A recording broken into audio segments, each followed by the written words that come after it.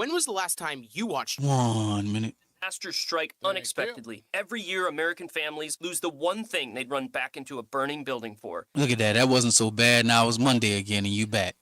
We started Legacy Box to help save your family's most important recorded moments so you don't have to worry. Load Legacy Box with your old movies, film reels, and shoeboxes of photos. We work our digitizing magic, converting those memories right to the cloud so they're safe and accessible forever. It's fast, we always send your originals back, and it's done right here in the USA. Over 1 million families have trusted Legacy Box. Better Homes and Garden, Real Simple, and Inc. magazine are all talking about Legacy Box. New York Times columnist David Pogue says, "Have them digitized. I wish I'd done it sooner." Take action. Save your family's memories today with Legacy Box. And 10. legacybox.com/value to get an incredible 50% off your Legacy Box. That's legacybox.com/value for 50% off while supplies last. legacybox.com/value.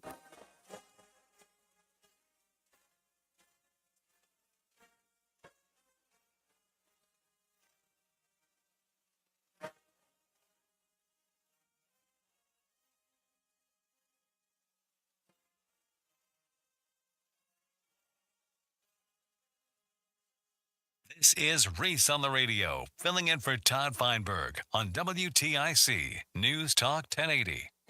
You usually move through here so quickly, and I just have so many questions I want to ask you. You have no idea what your work means to me. What does it mean to you? Then somebody out there knows what it's like being here. How do you write women so well? I think of a man, and I take away reason and accountability.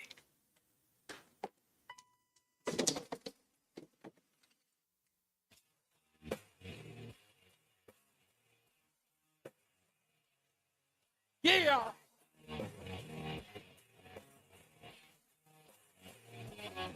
And welcome to your Monday, ladies and gentlemen.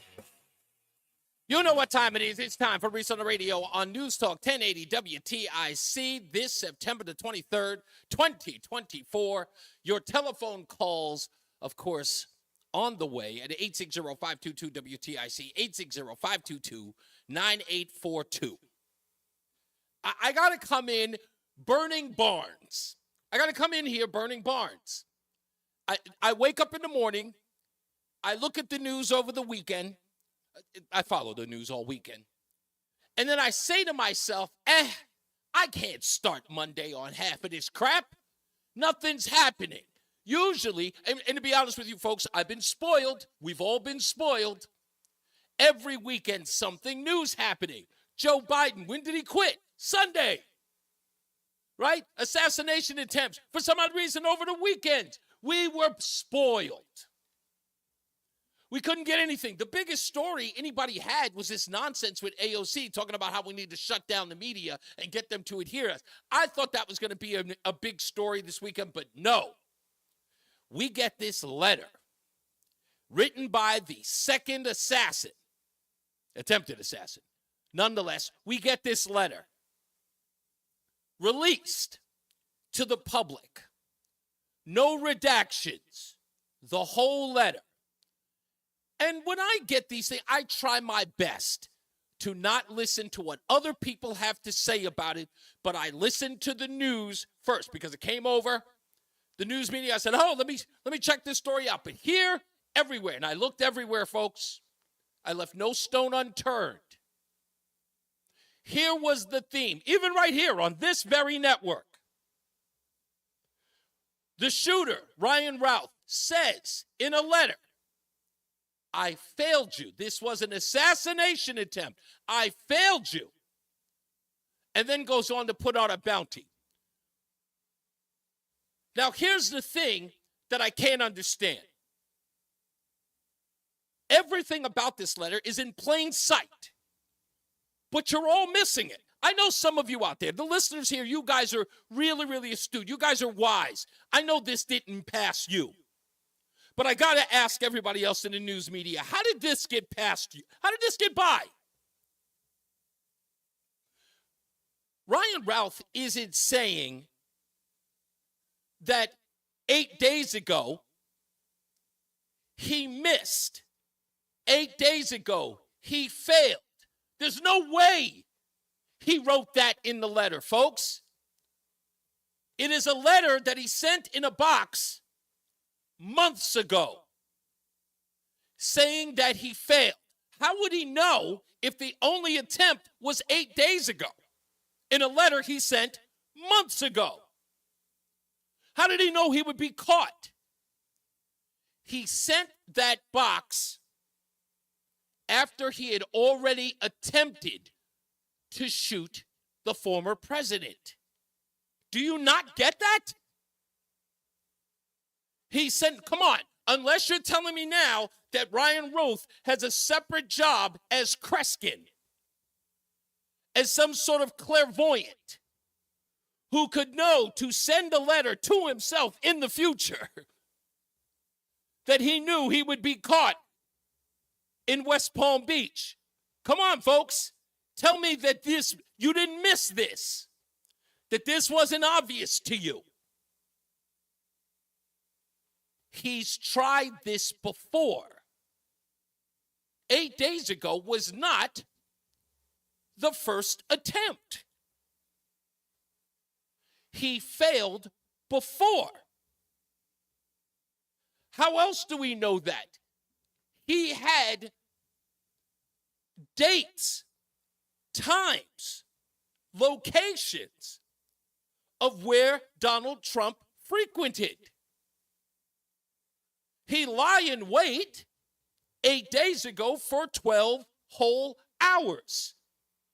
He was determined. Apparently, he wrote about it in his book. He was calling for other people, even Iran, to join him in his efforts.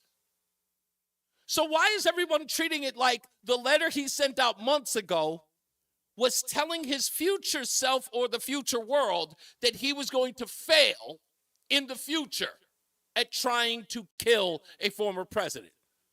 Do you not get that?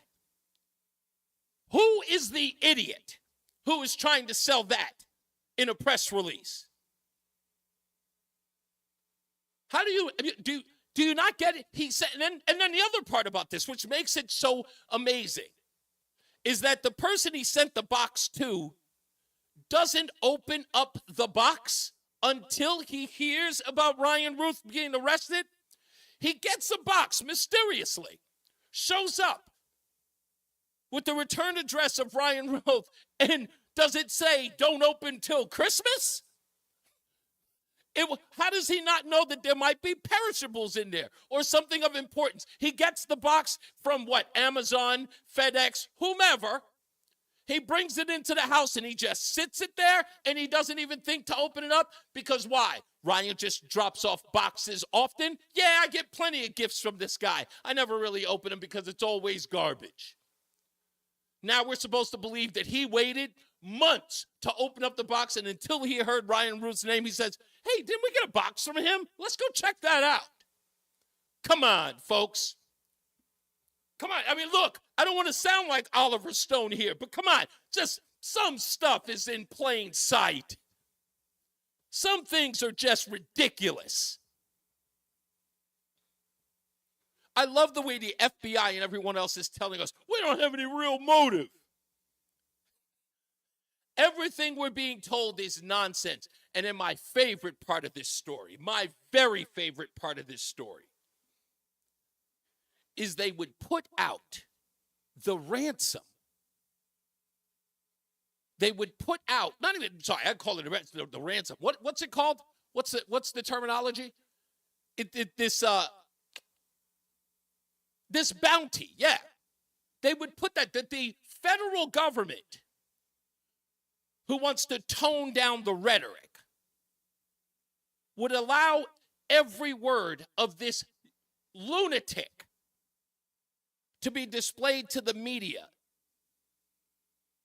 telling how much money he was willing to offer, which again baffles the hell out of me, because here's a guy, and what have we learned about this guy so far?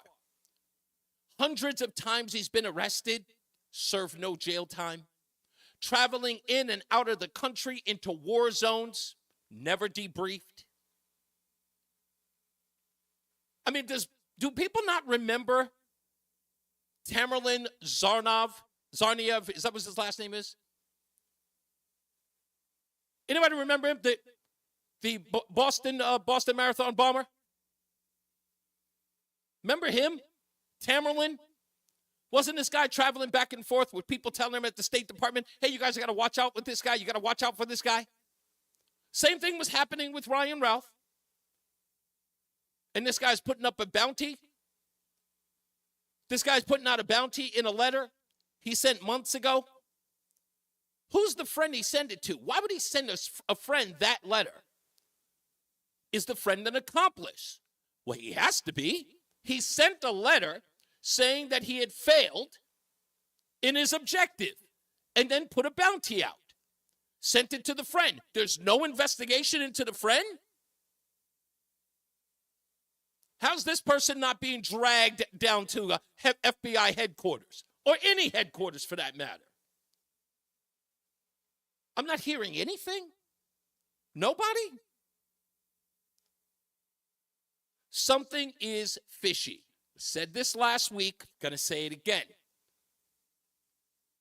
They've got to protect the former president. Kamala too.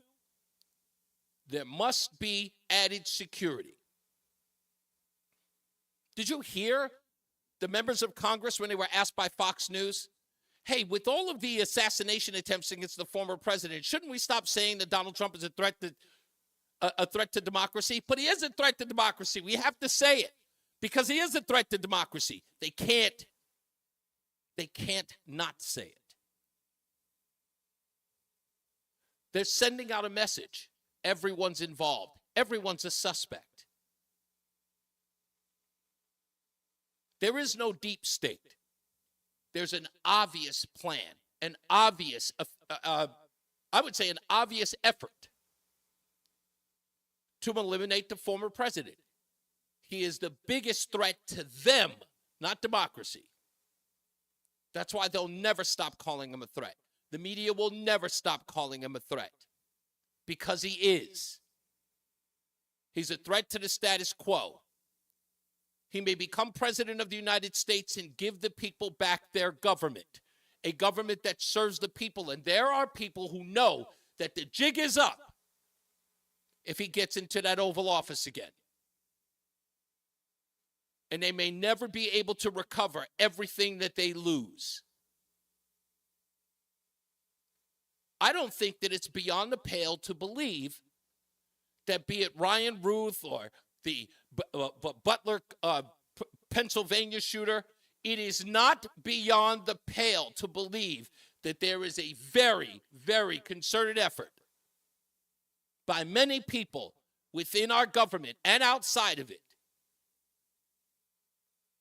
to do something very 1963. And I don't think that they care that we can all figure it out.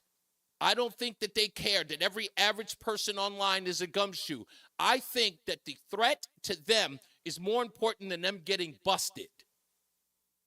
Please understand that. The threat to what they wish to do to this country is worth being called out, being known. It doesn't matter whether or not we all know. They believe that they can thwart anything that we give them. If they eliminate Donald Trump, if they eliminate anyone who's associated with Donald Trump, they still get to maintain their power a little while longer. I don't think that they care that we know. I don't think they care that we figured it out.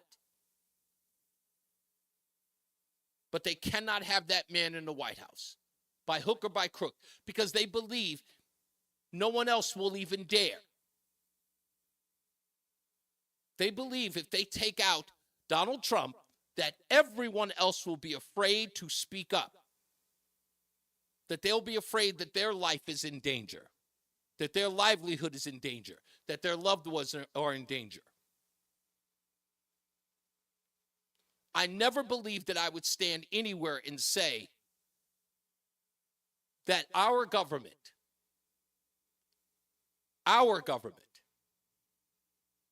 may be more evil, more sinister, and more nefarious than ever before. And I don't know how or when, but something has to be done outside of just protecting either that man or just speaking out and letting him know that we're not going to take it anymore. We're not going to take this. We cannot take this. We've got to elect Donald Trump. We've got to make sure that if Donald Trump does not make it into that Oval Office, that there is some sort of contingency, that there are people who are willing to fight. We cannot let them win in November. We can't.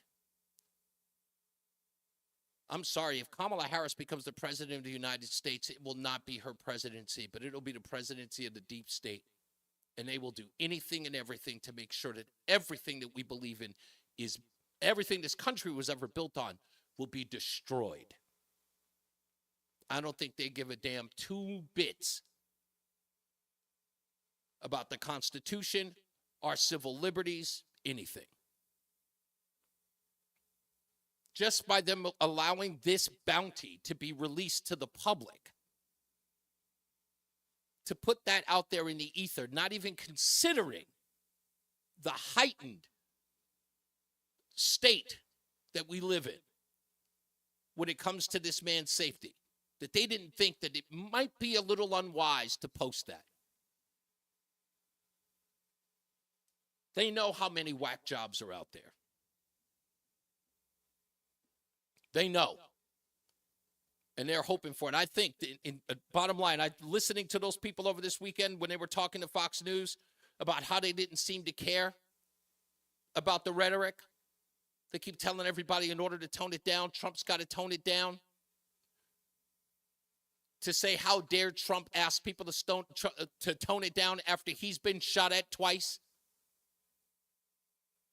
And not one person is bothering to call him out. And the people who are calling him out are absolutely insignificant at this point. Sorry, Chris Cuomo. I don't care that now all of a sudden you've seen the light. When you could have seen the light, you decided not to. You know, when you were over at CNN. Now you're on News Nation. I don't know how relevant that is.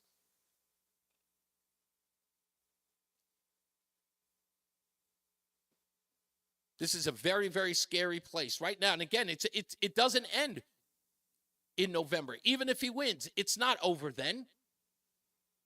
Every day that he's in office from January 20th on, everybody's going to have to keep their head on a swivel. Everybody. I'd love to hear your take on it, folks. This letter was written months ago. And they're trying to associate it with the events that took place 8 days ago. How can both be true? I truly believe that this shooter had tried other attempts and wrote that letter because he failed at those times. There's no way he could have known he was going to fail 8 days ago. No way. And should we at least investigate the person who received the letter? Why did he get that letter? Why did he see it necessary to send that letter to this friend? And also find out whether or not he'd been holding on to it for as many months as he claimed. Also, the details of everything he knew. We don't know whether or not the places that he said Donald Trump was going to be, we have no idea whether or not Donald Trump was actually at any of those places he lists in that note. All of that. If we're going to give out the bounty information, we should at least give that info.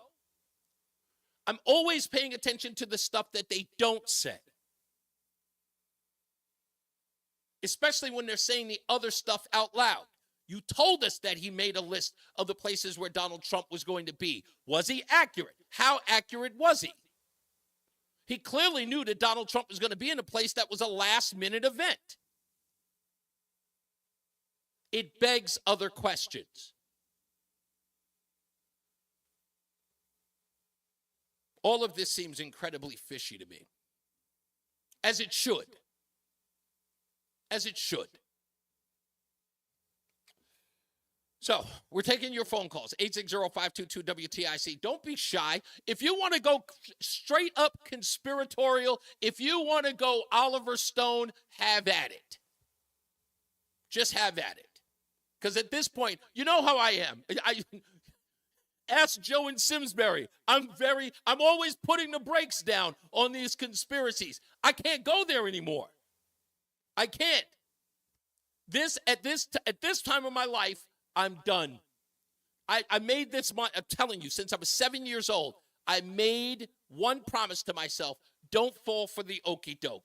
Be cautious about conspiracy theories. Just don't ever jump in. Don't jump in both feet first. Listen. Now, all bets are off. I can't trust any one of them.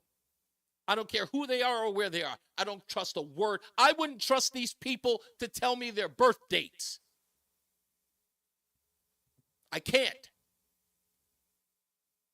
Because now I know how spiteful and how evil they are. Even when they came after me. Now I know everything. 10 seconds. It's insane. We'll take a break. More news, more views. We got the stupidest thing that I've read today. Poor Janet Jackson. And your phone calls. 860-522-WTIC. We'll be back after these messages. With Aer Lingus and Bradley International Airport, your vacation possibilities just got more exciting. Fly non-stop from Hartford to Dublin with great fares available now. And since Dublin is our European hub, make your trip 20 times more fun with connections to over 20 cities across Europe, including London, Paris, and Rome. From epic coastlines to city tram lines, you can explore it all. Visit airlingus.com to book your flights today. There's breaking news all day long from around the world, and sometimes all that noise makes it hard to hear about what's happening right here at home. With the free Odyssey app, getting your local news plus breaking news is easy. And even when you're not near a radio, stay connected with what's going on right here by listening live and push alerts. Just download the free Odyssey app and search and follow your local news station, and you're good to go. The local breaking news to get you through your day at your fingertips on the free Odyssey app. That's AUDACY. Dan Andelman here. You probably know me as the Phantom Gourmet guy, so you know I love food. But to be honest, after years of sampling every dish under the sun, it was starting to take a toll on my health. Now listen, I'm not going to completely give up all my favorite foods, and that's where Awaken 180 comes in. 3 weeks in, and I'm already down 18 pounds, and I'm still hitting up plenty of great restaurants. The difference is that I'm making smarter choices, tweaking some recipes, and I'm saving up for my grand finale, because once I hit my goal of losing 50 pounds by my 50th birthday, it's a whole new ball game. All foods are back on the menu, baby. Awaken 180 isn't a diet, it's a lifestyle change. They've helped me understand my body and my metabolism, and if I can do it in my line of work, anybody can do it. So if you're ready to transform your relationship with food, do what I did and call the solution for weight loss Awaken 180 Weight Loss. Awaken180weightloss.com. Did you know that 9 out of 10 customers would recommend AAA insurance to a friend? 9 out of 10 people don't even like baseball. And that's America's pastime. It has an entire Hall of Fame that people visit just because they love baseball that much. Does that mean we should have a Hall of Fame? You can't frame legendary service. Legendary service and superior coverage from AAA Insurance. Something 9 out of 10 of our customers would recommend. Find out why at AAA.com/insurance and get a quote today. Based on a 2023 customer survey, insurance provided by CSAA Insurance Exchange. Are you a proud Connecticut business owner? We are too, with more than 45 years of experience handling business transactions for small and mid-sized businesses. And we know that not every business relationship works out as planned. If you find yourself in a dispute, call the law firm of Brown, Painderis & Scott. Our team of business lawyers have over 100 years of combined experience. At BPS Lawyers, you get more than a lawyer. You get a law firm. Visit us at bpslawyers.com. Nick Painderis is responsible for the content of this ad. And now, a WTIC news update. 71 degrees, cloudy in Hartford at 3:30. I'm Dave Mager, WTIC 1080 News. High will be around 70 with some clouds, lows around 50 tonight. No one was hurt and no actual danger was found at the Vance Elementary School in New Britain. The school was on lockdown for about 2 hours after a threat was received on the phone. New Britain School Superintendent Tony Gasper says police arrived quickly, did a thorough search, and found no threat on the grounds. This appears to be similar to the swatting incidents that have been seen nationally that have impacted many schools across our country. Fuller investigation will, of course, be done by Chief Marino and the New Britain Police Department. But as a superintendent of schools, I can say that this does appear to be the type of incident that has impacted other schools across the nation. New Britain schools will operate as scheduled tomorrow. Officials in Bridgeport are reporting additional intimidating messages against city schools. The schools were closed last Friday due to threats. They were open today with additional police presence. Police are investigating to find out if the new threats are credible. Residents driven from their apartments by an August fire in Hartford want the city to provide better living accommodations. The tenants say motels they're staying at are in deplorable condition. The Hartford City Council will consider a resolution tonight. If passed, the city would have to comply with the state rule mandating tenants burned out of their homes be given acceptable living conditions. Hartford City Council member Josh Michton. There is no reason that anyone should have to put up with this. And now we're saying you have to fight with your renter's insurance because people are telling me that their renter's insurance won't pay them. You have to struggle to find a new apartment somewhere else, and you got to keep working. You got to keep going to school. That meeting gets underway at 7. About 50 families still can't live at the Concord Hills apartments due to the damage. Lebanon now says more than 350 people were killed in today's airstrikes by Israel, the deadliest barrage since the 2006 Israel-Hezbollah war. The Israeli military warned residents in southern and eastern Lebanon to evacuate due to the widening air campaign against Hezbollah. The onslaught comes after a week of strategic blows to Hezbollah, from exploding pagers and walkie-talkies to a strike in southern Beirut that killed the top commander of the U.S.-designated terror group that's been lobbing rockets into Israel for nearly a year. Some of them landing in the suburbs of Haifa over the weekend, not far from the Rambam Hospital, Israel's second largest. CBS's Chris Livesay.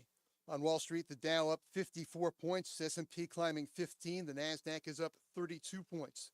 In the forecast. For the rest of the afternoon, it'll be pleasant with a mix of clouds and sun, the high of 70. Tonight, under cloudy skies, mild but comfy with a low of 53.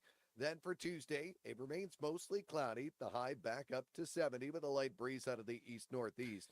Wednesday, cloudy with a couple of showers around, so make sure you take your umbrella, the high of 68. And Thursday, cloudy with a couple of showers, the high of 73.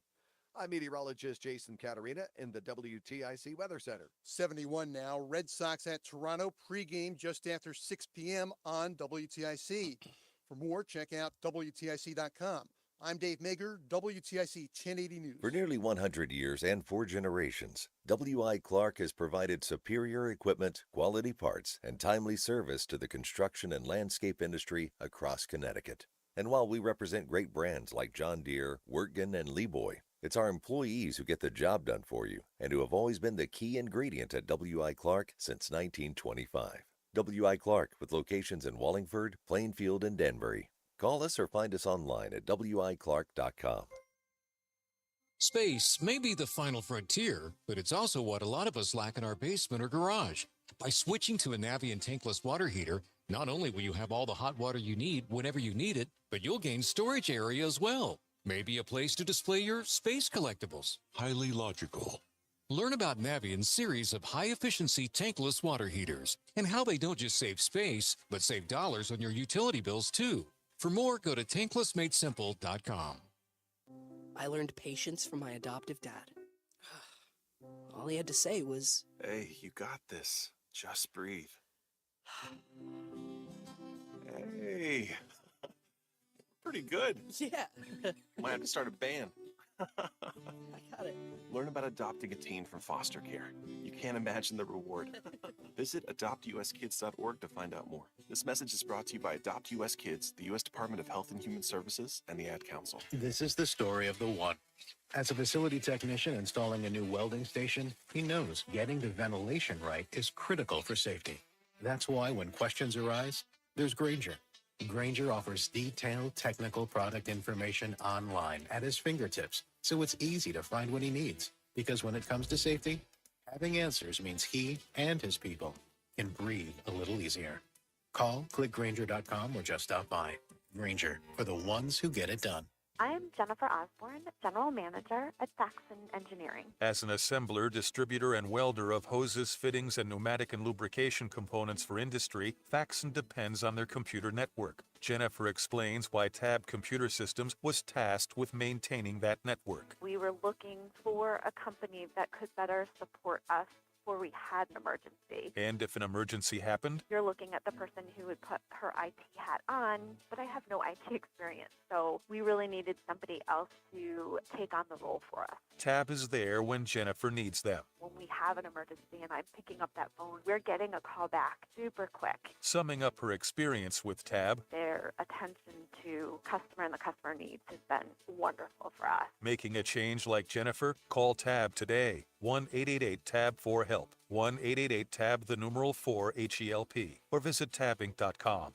Technology's advancing business. Tab Computer Systems. Wesley Financial Group is not a law firm. If you own a timeshare, don't miss this public service announcement from Chuck McDowell, founder of Wesley Financial Group. If you receive an unsolicited phone call or mail piece to discuss selling, renting, or especially canceling your timeshare, don't fall for it. If you really want out of your timeshare, hang the phone up immediately or throw that mail piece in the trash and contact your timeshare resort or Wesley Financial Group for assistance with your timeshare. As the only Inc. 500 timeshare cancellation company, our knowledge, experience, and results has made Wesley a trusted resource for over 40,000 families we've helped get out of their timeshare. Give us a call and I'll send you our timeshare exit information kit free with the straight facts about your timeshare and all of your options for cancellation. Call for your free info kit. 800-329-2121. 800-329-2121. 800-329-2121. Men. 1 minute. Causes a host of problems. These include a low sex drive, bad sleep patterns, unproductive workouts, decreased energy, brain fog, and more. But many men just attribute these symptoms to aging and don't consider that there are medical treatments that can give them back their vigor and vibrancy. This is Dale for Northeast Men's Health, and if you're feeling like I just described, it's time for you to treat that low T and change your life. At Northeast Men's Health, we're experts in treating low testosterone and other men's sexual health conditions. We've successfully treated thousands of men for low T and have seen the amazing difference that those treatments can make in a man's life. If you're feeling like the vast majority of men who are low T, within just a few weeks, you'll feel your energy return. That brain fog will go away. Your sleep will improve, as will your workouts, and your sex drive will be significantly enhanced as well. So make an appointment and make a true life change. Your initial visit is only $99 and includes blood work and a medical consult. And if you thrown the day of your appointment, your visit is free. Call 800-930-5956. That's 800-930-5956. Or go to northeastmenshealth.com. We have 5 offices across the Northeast to serve you. What's up, everybody? You know who it is. You know who it is. It's Reese on the Radio. Frederick Douglass of the 21st century. It's WTIC News Talk 1080. And we're back. It's Reese on the Radio. News Talk 1080 WTIC. Telephone number 860-522-9842. Charlie Z is in the chat room. He said, dude, we've been listening to you every day since you stepped in. He said, I've never heard you before, but you are spot on every day. I really appreciate that, Charlie. I don't mean to be. You have no idea. I don't mean to be. Every time I say this stuff, people get, I hear everybody in the business, right? Again, big fan of talk radio, the news programs, all that stuff. And you always hear these guys, they prognosticate, and I laugh at them. I remember it used to be my favorite thing at the end of the year. Somebody would say, "Oh, okay, what do you prognosticate of the new year?" And they would always get it wrong, but no one would ever go back and find out what they said. I don't try, but I just take the news as they present it. And if something sounds off, which for some odd reason today they make it too easy. And this story was just one of those things that just didn't sound right. It was just, and I don't know whether or not it's copy, because I know a press release goes out, right? From the FBI to DOJ, whoever's involved. I know they send a press release out. And it is not always very artful on the person sending out the press release. Why? Because these people are dumb. Okay? I have to stress that. A lot of people work in Washington are just dumb. And they get this person to write these letters. No one ever proofreads them. And if there is someone proofreading them, they're probably as dumb as the person writing it. Okay, it sounds good, let it out. And again, I'm looking at this into the investigation, and I'll say it if you're just joining us. Ryan Roof wrote a letter that he sent to his friend months ago. And months ago, he claims in the letter that he has failed in the assassination attempt of Donald Trump. And everyone in the news media is suggesting that months ago, Ryan Roof predicted the events of the 15th of this month. And no one caught it. Everyone assumes that this guy wrote a letter months ago predicting he would be caught 8 days ago. Months ago, 8 days ago. And no one even thought to themselves, has he tried this before? To give credence to that theory. They also claim that they saw dates that Ralph had assumed or predicted the former president would be. In essence, had an outline of his schedule. Not one person said, wait a minute, has he tried this before?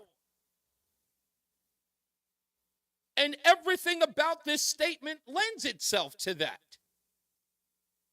But they're supposed to lead us to believe that, he predicted the events of 8 days ago, months ago. Come on, man. And he tells everybody, I failed you, but if you want to take up the mantle, hey, here's a bounty. That he knew he wasn't going to be able to pull it off. He's not that bright. We know he's not that bright. And he's not that clairvoyant either. So please, can everybody just think? I understand they want to read the things that are in front of them. I get it. It makes sense. That's what they told us to read. I get it. And I'm not talking, again, I'm not crapping on anybody here. I'm just saying all the newsrooms across the country. Just can we think critically for a minute? Let's not be mind-numb robots and just read, oh, it sounds right. Let's go to the phones, 860-522-WTIC. Rob is on the line. How are you, sir? I'm doing well, sir. How's things today? Besides, you seem pretty amped up. I got to be honest with you. Dude, come on. Rob, everything about this amped up in his last debate. Everything about this story reeks to high heaven, and everyone is reading it like the guy predicted he was going to fail months later. How? Without maybe he used ChatGPT. Okay, don't let me overrun you. What did you? I tried actually using ChatGPT to see if I'd win the U.S. Senate race this morning.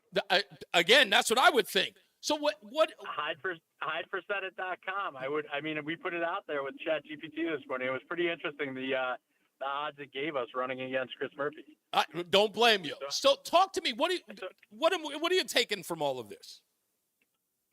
I'm taking that our country is definitely run by some shady forces that are all. I think honestly, what it all comes down to is that every agency has its own agenda in the direction it wants this country to go in. And there's some stuff going on. I mean, you're hitting the nail on the head. We all know. We've all been feeling it for the last 20 years. And it's interesting. It's sad to say, but what else is there? I mean, hypothetically, everything, all the conspiracy theories are coming true. Yeah. All your thoughts are real. So whatever you feel in your gut, I mean, everybody feels in their gut. Nobody believes in our government anymore, and it's sad. We got to bring it back to the people, or else you're going to lose it. I mean, exactly. And again, that's one of the things that I'm concerned about the most. It's like, because, as I said earlier, there is this sense that you get from the government, or at least, our unelected officials in Washington, that they don't care whether or not, because if you really think about it, right, we can't affect the people who are unelected bureaucrats in Washington. We can't unelect them. They're not elected. So they work inside the construct of Washington. So if they work in the FBI, they work in the CIA, they work in the DIA, DNI, wherever they work, there's no way for us, the American citizen, to hold that person responsible. We have to have a commander-in-chief that's willing to hold them responsible. We know we don't have that today.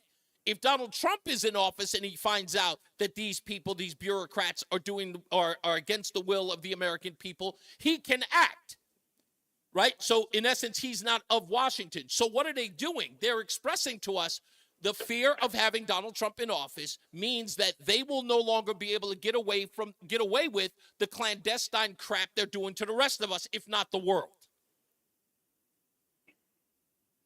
100%. I mean, it goes as far as to say like everything's nepotism, right? Yeah. The third richest zip code in the country is D.C. Right there. Wait a minute, the third richest? Never created anything but it's the third richest. What's the first richest? I thought Washington was the number one. I know Loudoun County in Leesburg, Virginia is pretty high.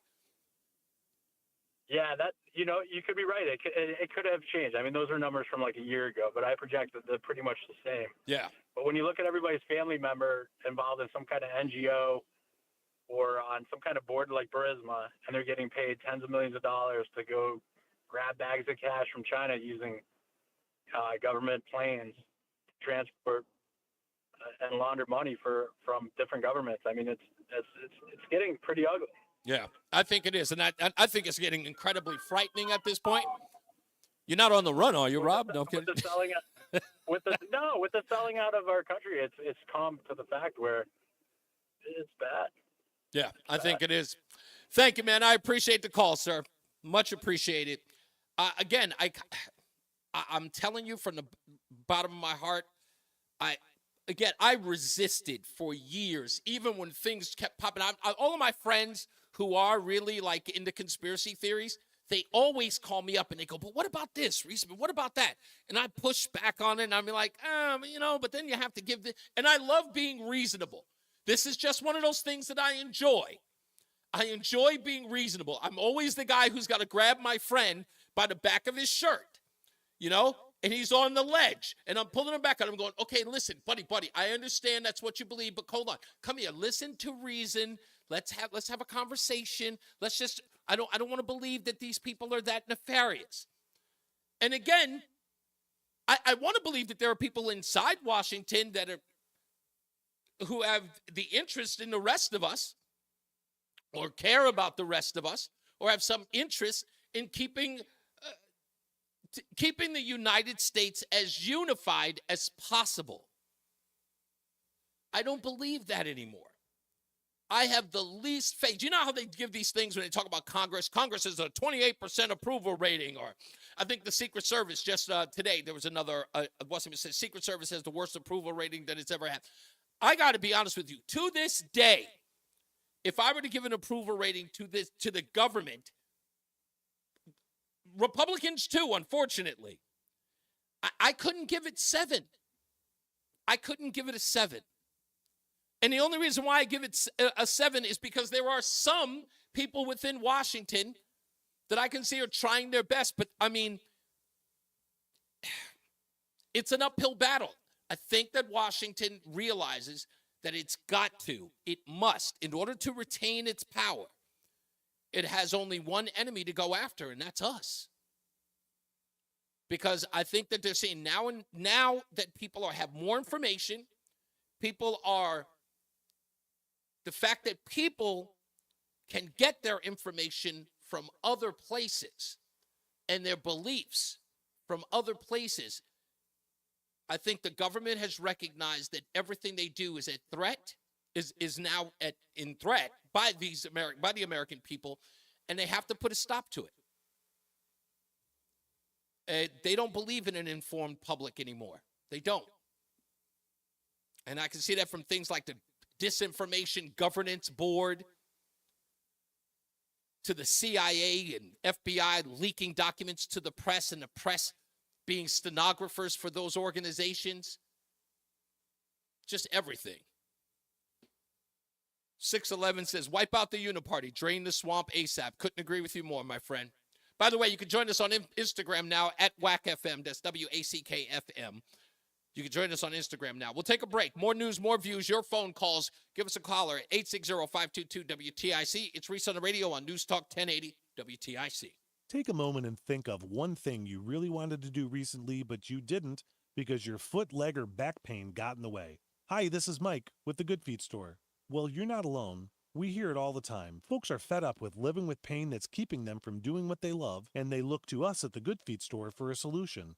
And that's why we're here, to help get you back out there. Good Feet arch supports, which you can only get at the Good Feet Store, are designed to alleviate and even eliminate foot, knee, hip, and back pain. Plus, they provide improved balance, more comfort, and, well, just a better life. We'd like to help you turn your pain into possibilities with a free fitting at the Good Feet Store. You'll be personally fit by So an now I arch can support stand up in the specialist, and you'll studio. get to I'm no walk longer around and sitting see down. how Good Feet arch supports feel. Then you Oh, got a new desk? No, I 30 got the years, desk. Good I Feet just Store's been raised it helping up. It's people like one of get those back to doing the things architectural they love desks. without So their it feet stands getting in the higher, way. and now I can stand up. Stop in the Oh, nice. store in Avon across from Whole Foods or visit goodfeet.com. Whether you own a local business or a global. Yeah, what are you, 6'3"? You Yeah, know that exactly. These days, Yeah, you got to stand up. challenge. Yeah, I can't do that sitting By down. teaming with I'm Bank too of old for that. America, you'll not just They stay said ahead of sitting the down curve, is the new you'll smoking. move it. Bones be cracking as soon as you get up. Solutions so powerful, you'll make every move matter, locally and globally. Visit bankofamerica.com/banking for business to learn more. What would you like the power to do? Copyright 2024 Bank of America NA. Mom, meet Sarah. From first time Nana moment Come to Flight 101. to annual girls trip moments. Your can't miss moments are worth protecting against RSV. If you're 75 or older or 60 plus with a chronic condition like asthma, COPD, heart disease, or severe diabetes, you're at higher risk of landing in the hospital from RSV. And there are no prescription RSV treatments. Check eligibility and schedule your RSV vaccine at vaxassist.com. So where should we go next? Sponsored by Pfizer. Diabetes? 1 minute. Meds, everyone's on them. If you're a 50-year-old male, maybe a bit porky, and you may even have type 2 diabetes, $1 million of term insurance may only cost you about $200 a month. Call Term Provider. Speak with Big Lou at 800-511-3535. Big Lou will find a term life policy for you even if you have type 2 diabetes, are overweight, or have high blood pressure. Term Provider has helped thousands of people like you who think they can't afford term life insurance. To buy $1 million of affordable term life for you, all you need to do is call Big Lou at 800-511-3535. Lou will make sure the scales are tipped in your favor. Call 800-511-3535. Big Lou will answer your call and work to fit you into a term life policy. Yeah. Remember, Big Lou's like you. He's on meds too. Call 800-511-3535, 800-511-3535, or biglou.com. You're listening to Reese on the Radio, filling in today for Todd Feinberg on WTIC News Talk 1080. Stay locked in. Reese on the Radio is on WTIC News Talk 1080. We're back. It's Reese on the Radio, 860-522-WTIC. Let's get straight to the phones. Commentary is in Texas. Where are you in Texas, Commentary? I'm in Lubbock. Lubbock. So yes, sir, that little robot story on the stupidest thing of the day. I didn't see it go live, but you know what I mean? It was on my local news. So when you mentioned it on the air that day about the robot dragging the guy out the window, yeah, I knew exactly what you were talking about. The robot actually climbed on the guy to hold him down for the police. That was insane. That was. What had me laughing was when he tried to throw the sheet on it, but it fell off, and then he tried to do it again. That was hysterical. Yeah, that was crazy. You can check out that video going to ReeseOnTheRadio.com. Skynet is here, ladies and gentlemen. They're bringing in robots for hostile situations. So that doesn't. And not only that, I heard that if I'm correct on that story, the guy tries to shoot the robot, but the robot dodged the bullet. I'm not sure if the robot dodged the bullet. I know that a sniper did shoot him in the shoulder. He ended up going to the hospital, and then he got transported to Lubbock County Detention Center. Oh, wow. That was crazy. So, again, yes, Terry, am I insane at this point that I'm joining the conspiracy theorists after this story comes out about the shooter, Ryan Ralph, about this? I don't think there's any coincidences, and I think it's extremely suspicious that they even put that paperwork. It's almost like they're saying, hey, just so you know, there's a bounty out on Trump's head or something like that. But I wouldn't consider myself naive or gullible, but my instincts are usually really accurate, and they saved my tail a couple of times in Iraq. Right. And you know, I'm gonna keep listening to those as long. And something feels very wrong. You know, we can make fun of Diddy and 1,000 bottles of lube and everything, right. but you know, Cat Williams went on to Club Shay Shay months ago and started, you know, exposing all this stuff, or at least referencing that things were going to begin to happen. Yep. And as you watch, you know, the things that are happening on X or Twitter, whatever you want to call it, I mean, it's really like, what is really going on in this world? And it feels like there is really a darkness, and we are at the epicenter, or at the, you know, the pinnacle of it's either going to change or something bad's going to happen. I truly believe, man, is you know, I'm not an alarmist. I'm not a prepper or anything. I believe, you know, what can go wrong will, and, you know, Murphy's Law and all that. But you know, I went out and got some emergency food and some extra water and everything. I didn't do that when Hillary Clinton was running or nothing. I don't live my life, you know, scared or anything. Right. But it really feels like we're at a point right now where if things don't shift dramatically very quickly in the next probably 3 to 6 months, then America's probably going to be in a real tough way. You know, of like biblical proportions. It's funny. What I mean. It's funny that you say that, because I believe that, you know, I said this 2 years ago when I first joined TIC, is that it was weird that liberals were throwing the kitchen sink at the American people. Like, it didn't matter. A day couldn't go by and we were pushing back some new controversy that they were throwing at us, and they couldn't stop. Like, they didn't wait for anybody to sort of suck it in, to take a second. They just kept throwing it at us. And now I'm like, are they so desperate that they would pull out all the stops to keep this guy, or even us for that matter, for getting control of our government and turning it back to what our founders suggested almost 250 years ago? I think we're beyond that.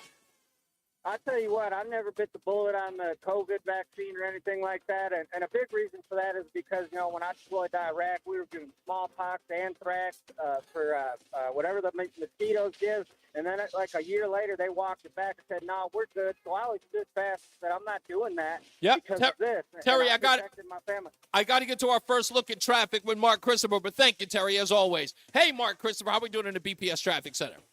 I like Terry. Do you think I could see Terry in the general lead jumping over a totally couldn't you? Body of water. He has got the best accent too. Totally. He does. I could see him having a beer Friday night down at the Boar's Nest. I gotta see his comedy call-up. special, because Terry's a comedian. Oh, he's very funny. He's very funny. We're gonna get Terry. We're gonna get him, boss. If you're heading into Hartford right now on the southbound side of I-91, look for delays from 34 down to 32 A and B, and again down by exit 28. Northbound 91, that's a good ride as you move Cromwell through downtown up into Windsor. Westbound 84 tied up. East Hartford approaching the Boca Bridge out to 46 Sisson Avenue. If you're on the eastbound side of 84, delays about a half mile before 46 Sisson Avenue up to 48 Capitol Avenue. 291 through 84, okay, 2 eastbound moving on Glastonbury to Marlboro. 9 northbound slowing Harbor Park to the Argonne Bridge. 84 westbound, some slow traffic in Waterbury. 23 to the Mixmaster. 84 eastbound, a little slow by exit 11 in Newtown. Good ride 91 in the Parkway heading toward New Haven. Traffic and weather together on the 8's WTIC News Talk 1080. Don't let a cold, sinus infection, or allergies ruin your day. Breathe easier, sleep better, and feel healthier with Navage. Visit Navage.com, Walmart, Walgreens, CVS, or a store near you. WTIC. For the rest of the afternoon, it'll be pleasant with a mix of clouds and sun, the high of 70. Under cloudy skies tonight, it remains mild but comfy with a low of 53. Mostly cloudy for Tuesday, the high back up to 70 with a light breeze out of the east-northeast. Then Wednesday, a cloudy day with a couple of showers, so make sure you take your umbrella with you. The high dialed back to 68. Then Thursday, cloudy with a couple of showers around, a touch milder, the high up to 73. I'm meteorologist Jason Caterina in the WTIC Weather Center.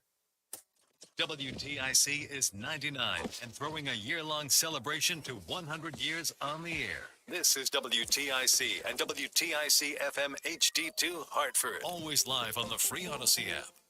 71 degrees, 4 o'clock. I'm Dave Mager, WTIC 1080 News. A lockdown at Vance Elementary School in New Britain is over. It started late this morning. No one was hurt, and there was no danger found in the building. New Britain School Superintendent Tony Gasper says a phone call to the school at 11 a.m. claimed there was an armed intruder. The school was put on lockdown as police searched the building and found nothing. Gasper says this fits a pattern of unfounded threats nationally. Schools are supposed to be a place to learn. Schools are supposed to be a place where children are happy. Schools are supposed to be a place where the adults love interacting with the kids under their charge. And things such as this today obviously is going to put a dent in that, is going to put harm into that relationship for a long time to come, because kids are going to have a different memory about what school might mean. Parents at the Vance School were given the option of picking up their students. Gasper believes more than 200 went home. Others took their regular buses. School in New Britain will be in session tomorrow. The federal indictment charges 7 in a counterfeit pill manufacturing operation based in an East Haven garage. The suspects are accused of producing fake oxycodone, Xanax, and Adderall containing other dangerous drugs. U.S. Attorney Vanessa Roberts-Avery on what the feds found. They seized several 100,000 pills, 2 large pill presses, and pill manufacturing equipment. One of the pill presses seized was capable of producing 100,000 pills per hour. Scheme allegedly led by 45-year-old Keldon Hinton of New Haven. He is in custody. A man wanted in New Hampshire under arrest after Groton police say he crashed a stolen vehicle over the weekend. More from WTIC's John Silver. Early Sunday morning, officers were dispatched to an area on Groton Long Point Road near Esker Point Beach. A Kia Soul was found overturned, and a witness reported a person later identified as 37-year-old Christopher DeLeo fleeing on foot. Police canines helped track DeLeo to a home on Noble Avenue where the suspect was found hiding under a crawl space, police say. They say a criminal check found that DeLeo was wanted in Salem, New Hampshire on 2 felonies and a contempt of court misdemeanor. He was taken to L&M Hospital in New London for treatment. DeLeo is facing a host of charges in Groton, including larceny, interfering, burglary, and breach of peace. Bond was set at $200,000. John Silva, WTIC 1080 News. Street takeover led to the arrest of 2 men. It started on I-95 near New Haven Saturday with a swarm of motorcycles. State police say some were doing stunts as they blocked all lanes traveling south. There was a pickup truck leading the motorcycles with a man in the bed of the truck videotaping the incident. Inside were 26-year-old Sean Puglia of West Haven and 28-year-old Riley Lewis of North Haven. New York State Police eventually stopped them. They turned themselves in to Connecticut troopers. Puglia faces charges including reckless endangerment. Both men are charged with inciting a street takeover. They're both free on bail. U.S. crime was down in 2023. The FBI figures from its Uniform Crime Reporting Program show violent crime dropped about 3% in 2023. Murders dropped almost 12% from the year before. In 2022, violent crime dropped back to near pre-pandemic levels after a sharp spike in 2020 linked to the coronavirus lockdowns. Violent crime has been a talking point on the campaign trail. Former President Donald Trump falsely claiming crime is through the roof. The data find the largest U.S. cities saw the largest drop in violent crime. Smaller communities with less than 1 million people did report. They're really reporting this? 0.3%. I'm Jackie Quinn. On Wall Street, the Dow closed up. Oh, I wasn't even listening, man. I'm 15. Is that too much? Up 32. Sports, Red Sox at Toronto. Watching this Jaguar right thing. You believe the stuff she say? Only half. Only half. There's some stuff that she's talking about that I do know, but other stuff I think she's a little bit off. She's ahead of her skis. Okay. Dave Maker, WTIC 1080 News. Join the Hartford Symphony Orchestra and music director Carolyn Kwan. She's so passionate with her words. She is. And I think that's the whole draw. Peter, September. Yeah, that's why people believe her, right? Yep. Gather with friends and family and share in the excitement of musical storytelling with Prokofiev's beloved Peter and the Wolf, with narration by June Archer. We celebrate longtime HSO violinist Yaroslav Lis and Leonid Segal on their milestone years with the orchestra. I don't even know who she is. Who is she? She's like... Jaguar Wright was she was an R&B singer back in the day. Oh, okay. It's not just about watching the game, it's about betting on it. I'm Mike Valeni, and on Catch the Ticket, Jim Costa and I break down every college football and NFL matchup like it's the last game we're ever going to watch. From the best bets to the sneaky underdogs, and of course, as my co-host likes to say, the value. And the one thing we're not going to do is pretend. And Tim right after the drop. Fun with it. It's an entertainment product, and it makes watching games a hell of a lot of fun. So Catch the Ticket. Follow it in the free Odyssey app or wherever you get your podcasts. You're listening to Reese on the Radio, filling in today for Todd Feinberg on WTIC News Talk 1080. All right, folks, it is 4:05 on the East Coast, and we've got, of course, the stupidest thing that I read today. You can go to reasonotheradio.com. It involves Janet Jackson. I couldn't believe this, but Janet Jackson is being called a leech. A leech. Of all things, off of her brother Michael's fame. I don't think I've ever heard anything like that in my life. Janet Jackson, okay? Control, pleasure principle, okay? You know, that's the way love goes. The Rhythm Nation, Janet Jackson, called a leech of her brother's fame. Like, she's got no hits, right? She's not a superstar. Why? You'll never believe it. You have to check out the article. Go to reasonotheradio.com. That's reasonotheradio.com. Unless, of course, you heard the story. But if you haven't, go to reasonotheradio.com. Go read the stupidest thing that I read today. It is incredible. When we come back, we're going to be talking a little bit with Barbara Plant of Underground New England. She and I had a conversation last week about this thing going on with P. Diddy and the sex trafficking. Because there's an interesting angle on the sex trafficking thing with P. Diddy. And that is because there was the sex trafficking in this case involved men. There were male prostitutes.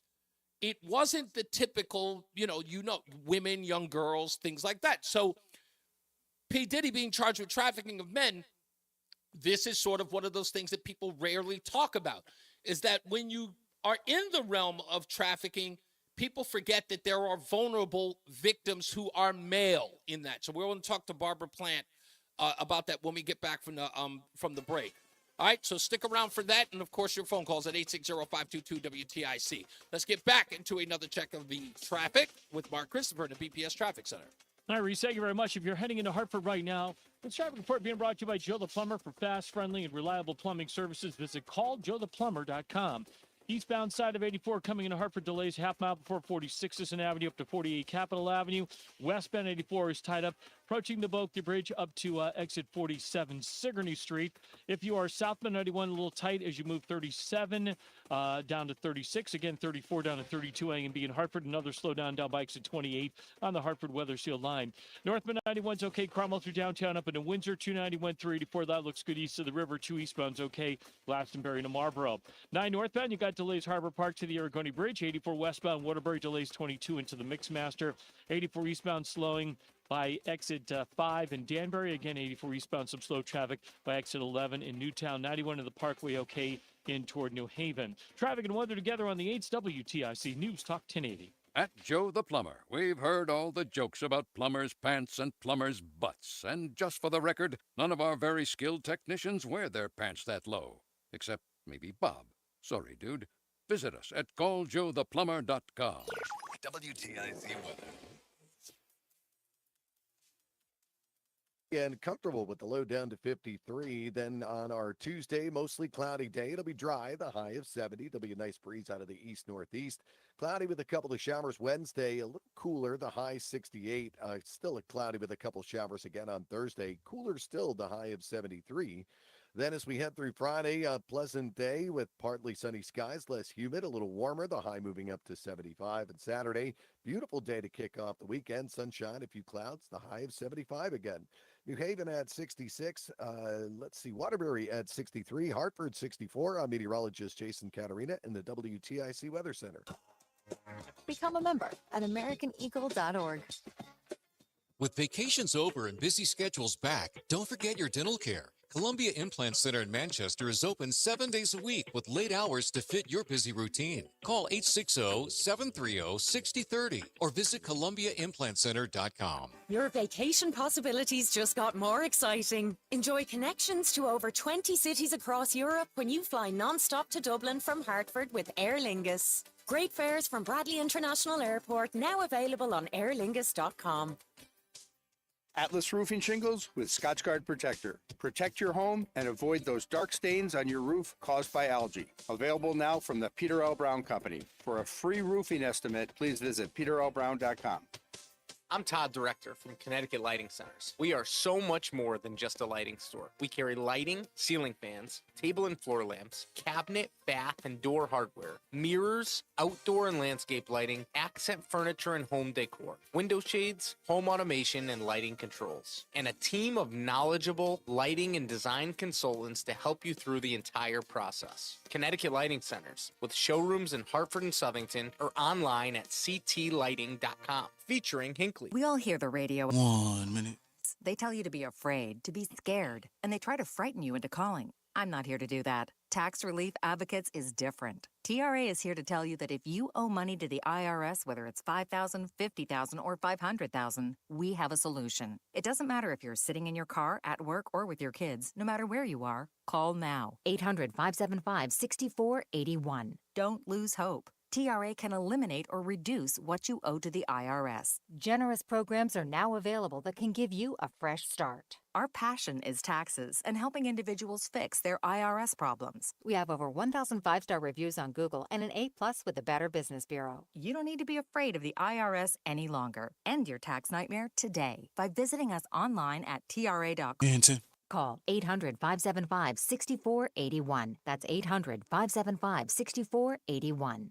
Tax Relief Advocates. Real solutions for real people. It's Reese on the Radio. And don't say we didn't warn you on News Talk 1080 WTIC. Wow, MC Shan. He looks a mess today. Anyway, let's get to it. Reese on the Radio, News Talk 1080 WTIC. On the phone with us is Barbara Plant from Underground New England, and she's been bringing attention to the human trafficking that's happening right here in the state of Connecticut. And she said something that I found alarming.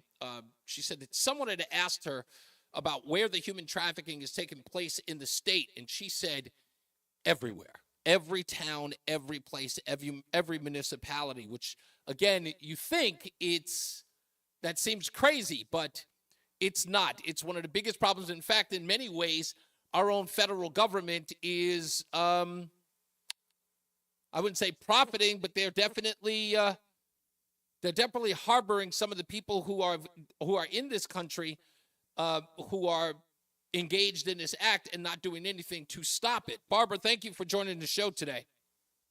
Thank you for having me, Reese. So really appreciate being on. My pleasure, my pleasure. So talk to me a little bit about Underground New England, what the purpose or what's the mission statement, so to speak? So the Underground New England, it's a faith-based organization. That's kind of important because we put Jesus Christ first above everything because he's the only one that really can take care of this. And we are the hands and feet. Okay. So they are an organization that's been around for about 12 years under the leadership of, and just recently, of Nadine Thomas, who took over in the spring from Anne-Marie Boulay. She's been well known in the state for doing this type of work to end human trafficking and exploitation. Wow. Now, I'm part of Act Now. I'm part of an organization. We're a volunteer group, okay? And we work with and partner with different organizations. We've done Love 146. PET, which is down in the Fairfield County area, for partnering to end human trafficking. But the Underground right now, they have a major campaign to raise money because they have survivors waiting to be treated. Mm-hmm. Okay. And what kind of treatment are we talking about, Barbara, when you say waiting to be treated? We're talking about housing, re-engaging in I guess, society, I guess all of those things. Is there anything specific? All of the above. They need housing. They need work. They need education. They need just to get back in because they've been taken out of normal life, and they're so traumatized because you've got the trafficker making them feel like dirt, and abusing them, beating them, and obviously using them both either labor and or sexually. And after so many years, then they need to really be treated so many ways. And it costs they have a 2-year program, the Underground. Mm-hmm. The 2-year program, it costs $24,000 per person. Wow. So they're raised $360,000 by the end of the year. Wow. Now, we just had an event, Act Now, our group. Mm-hmm. We hosted an event in Torrington on Saturday and raised over $4,000 for them. And we're only a team of about 8 to 10 people. Right. But we went out of our way to try to raise this money, bringing groups together, communicating with each other, all the different groups that are working together, but also to work on getting rid of trafficking in Connecticut. Now, part of our email exchange last week, Barbara, and I think when did we talk? Like it was like Friday when we were exchanging on email, or was it Thursday? Whatever, Thursday, I believe. Yeah, Thursday, right? Yeah. So I asked you a question because I thought this was interesting.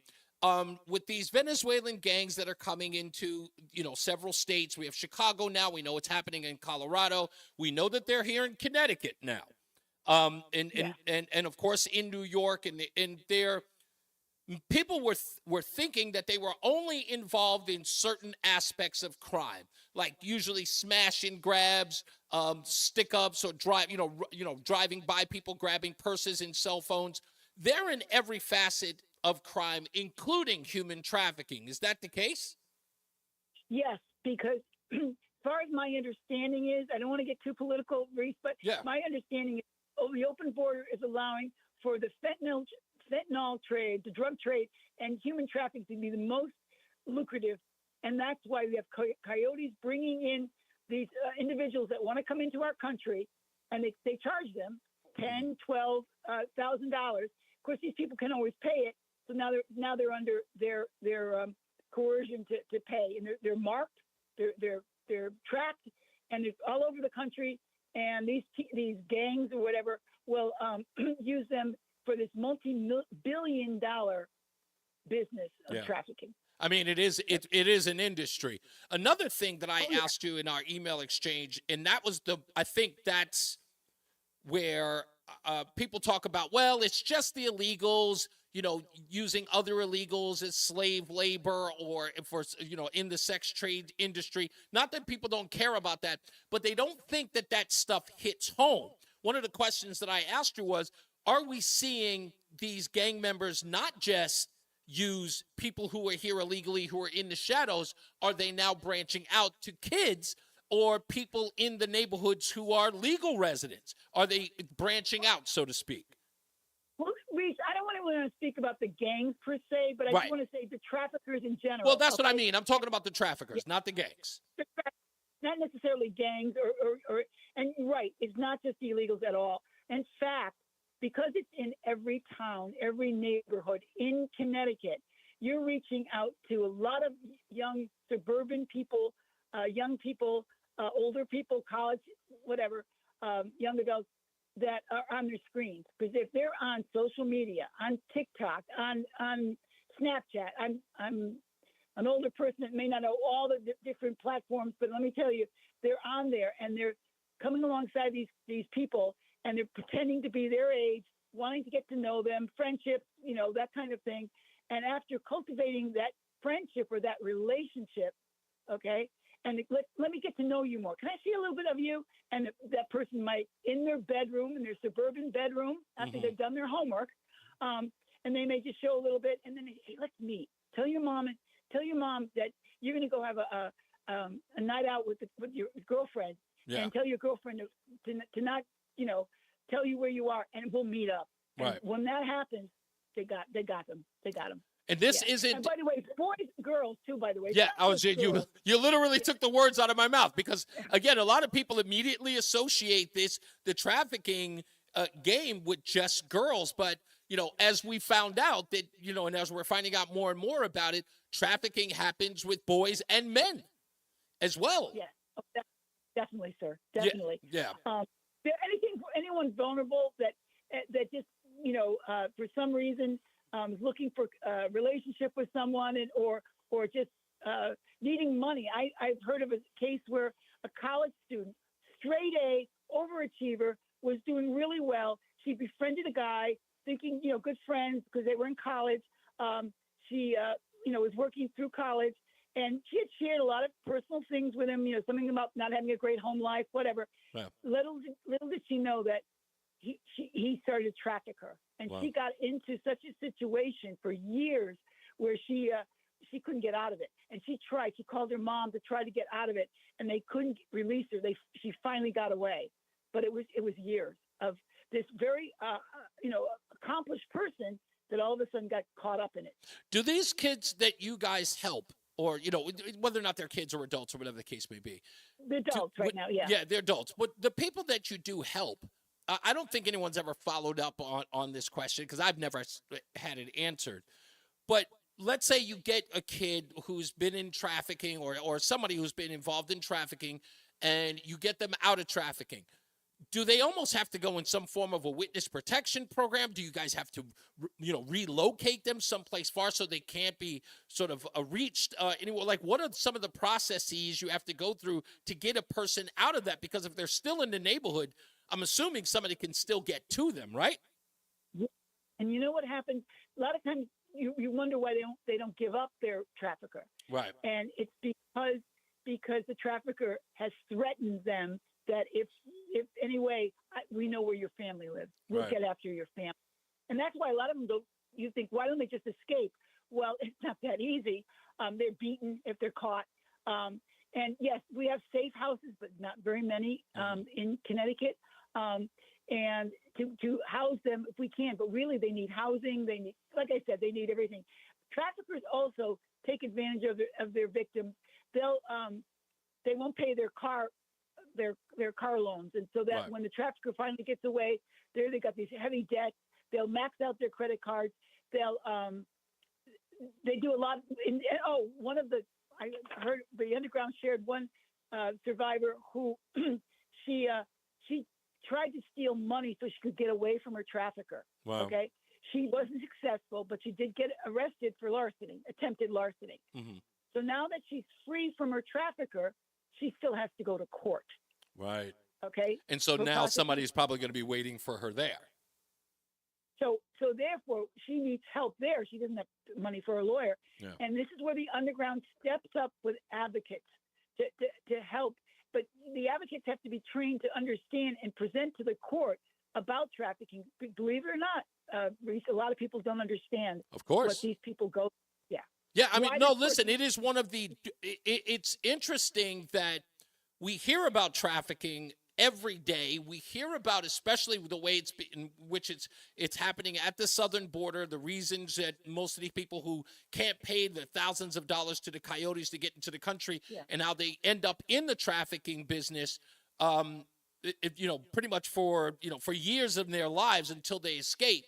We hear so much about it, but we still know very little about what the inner workings of that industry is. So that's why I thought it was interesting, or at least important, to have a conversation with someone who's doing that. And when you don't think it's your town, especially a place like Connecticut, as you expressed to the man who asked you, it's everywhere in the state. There isn't a town that isn't afflicted with this. Correct. And it's interesting. We're a very affluent state. You Mhm. know that. Yeah. Connecticut. And it is easier, I've been told, it's been easier to for someone to contract a sexual encounter with a young person than ordering a pizza. Wow. That's how quick it is online. And the demand is great in Connecticut. Damn. And it's usually about 150, 100, well, it was, I don't know, it could be more, $150, an encounter. And a lot of these traffickers will take their younger people to a motel or something and expect them to come back and give them at least $1,000 that night. Jesus. Barbara, weekend. thank That's how busy they are. Barbara. Well, okay. So since I got you here, and we got to go to a break, of course, soon enough. So websites and information Okay. for anyone who wishes to help. Go ahead. But yes, definitely, please go to it's called the Underground, one word, the Underground NE, all one word.org. And there's where you're going to get most of your statistics and your information. But please, we're raising up. It's called Clean Comedy for a Cause. It's going to be on November 2nd on 250 Main Street in Wethersfield. And the tickets you can get online. There's also time for businesses to invest in this endeavor, to help this organization, to raise their money to help these survivors. They have survivors waiting to be helped, but they don't have the funds. So Clean Comedy for a Cause with Jerry Williams and Dr. B and Laura Strobel, and it's going to be on November 2nd. So that's all on their website, which is theundergroundne.org. Barbara, we'll have you back, I promise, before then. I wanted to bring this attention to this because even though there's a lot of people making all the jokes about the 1,000 bottles of baby oil going on, what P. Diddy is being charged with as far as, trafficking is concerned, I think that people are sort of taking his story, making jokes about it, but forgetting the obvious human toll that's affected in his charges. Because, again, these are human lives that he affected. And the fact that they're men, people are sort of writing that off, too. It's like, oh, there were guys. Like, just because they're men doesn't mean that they're not victims. So, and I definitely. Yeah, no, I appreciate you correcting me on that in our earlier call. It's like, we don't look at them as, we don't look at them as prostitutes. We don't look at them as in that these people are victims, and we have to look at them that way. We can't stress more or stress least that what's happening to men as well as women are victims in all of this, and we need to get them help. Yes. Thank you, Reese. Bring this to everyone's attention. Thank you. I appreciate you coming on, folks. Barbara Plant, of the Underground New England. That is undergroundne. Did you say .com? No, .org. .org. I apologize. It's always org. I should know better than that. That is undergroundne.org. So for more information, if you're interested in lending a hand. Thank you again, Barbara. I appreciate you. You're welcome. Thank you. No problem. Bye-bye. All right, when we come back, more news, more views, and we've got to talk about the 5 o'clock focus. I didn't intend to talk about it, but as I predicted, Ned Lamont was on the Sunday shows this weekend.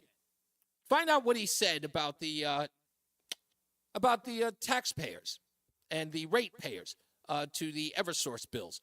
We'll play all that for you coming up at the 5 o'clock hour. All right, we'll take a break. We'll come back. And then, we're not taking a break. We're going to the BPS Traffic Center with Mark Christopher. You think I haven't been here long enough? I should know better, Mark. Don't worry about it. We're all good. Reese, if you're heading into Hartford right now, this traffic report is being brought to you by Cape Cod Fence. Southbound side of 91 slowing 35 down to 32 A and B. Again, down by exit 28. Another bump down by exit 22 in Cromwell. And a little slow 19 down to 18 in Meriden. Northbound 91 moving well. Cromwell through downtown up into Windsor. Westbound 84 tight up approaching the Boakley Bridge. If you're traveling 84 eastbound, you're tight 46 into the tunnel. 291 through 84. That looks good east of the river. 2 eastbound to Glastonbury to Marlboro. 9 northbound slowing. Arbor Park up to the Aragoni Bridge. 84 westbound Waterbury delays from exit 23 into the Mixmaster. 84 eastbound slowing by 18. 84 eastbound Danbury tight 3 to 5. Again, 84 eastbound slowing by 11 in Newtown. 95 southbound a little tight 46 to 44 in New Haven. Traffic and weather together on the 8s. WTIC News Talk 1080. Traffic brought to you by Cape Cod Fence. More than just fences. Cape Cod Fence Company in Canton has been Connecticut's premier fencing contractor since 1956. Quality craftsmanship, products that last for years, and the local team known for expert installation. Check us out at capecodfence.com. Cape Cod Fence Company. WTIC weather. Well, the rest of the afternoon, it'll be pleasant with a mix of clouds and sun, the high of 70. Tonight, under cloudy skies, mild but comfy with a low of 53. Then for Tuesday, it remains mostly cloudy, the high back up to 70 with a light breeze out of the east-northeast. Wednesday, cloudy with a couple of showers around, so make sure you take your umbrella, the high of 68. And Thursday, cloudy with a couple of showers, the high of 73. I'm meteorologist Jason Caterina in the WTIC Weather Center.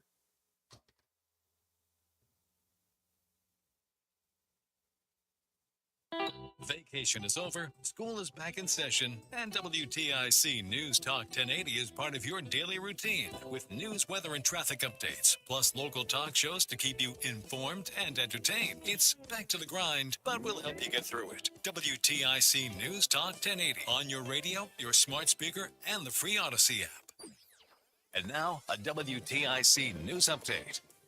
71 degrees at 4:30. I'm Dave Mager, WTIC 1080 News. Lebanon now says more than 350 people were killed in today's airstrikes by Israel, the deadliest barrage since the 2006 Israel-Hezbollah war. More than 1,200 wounded.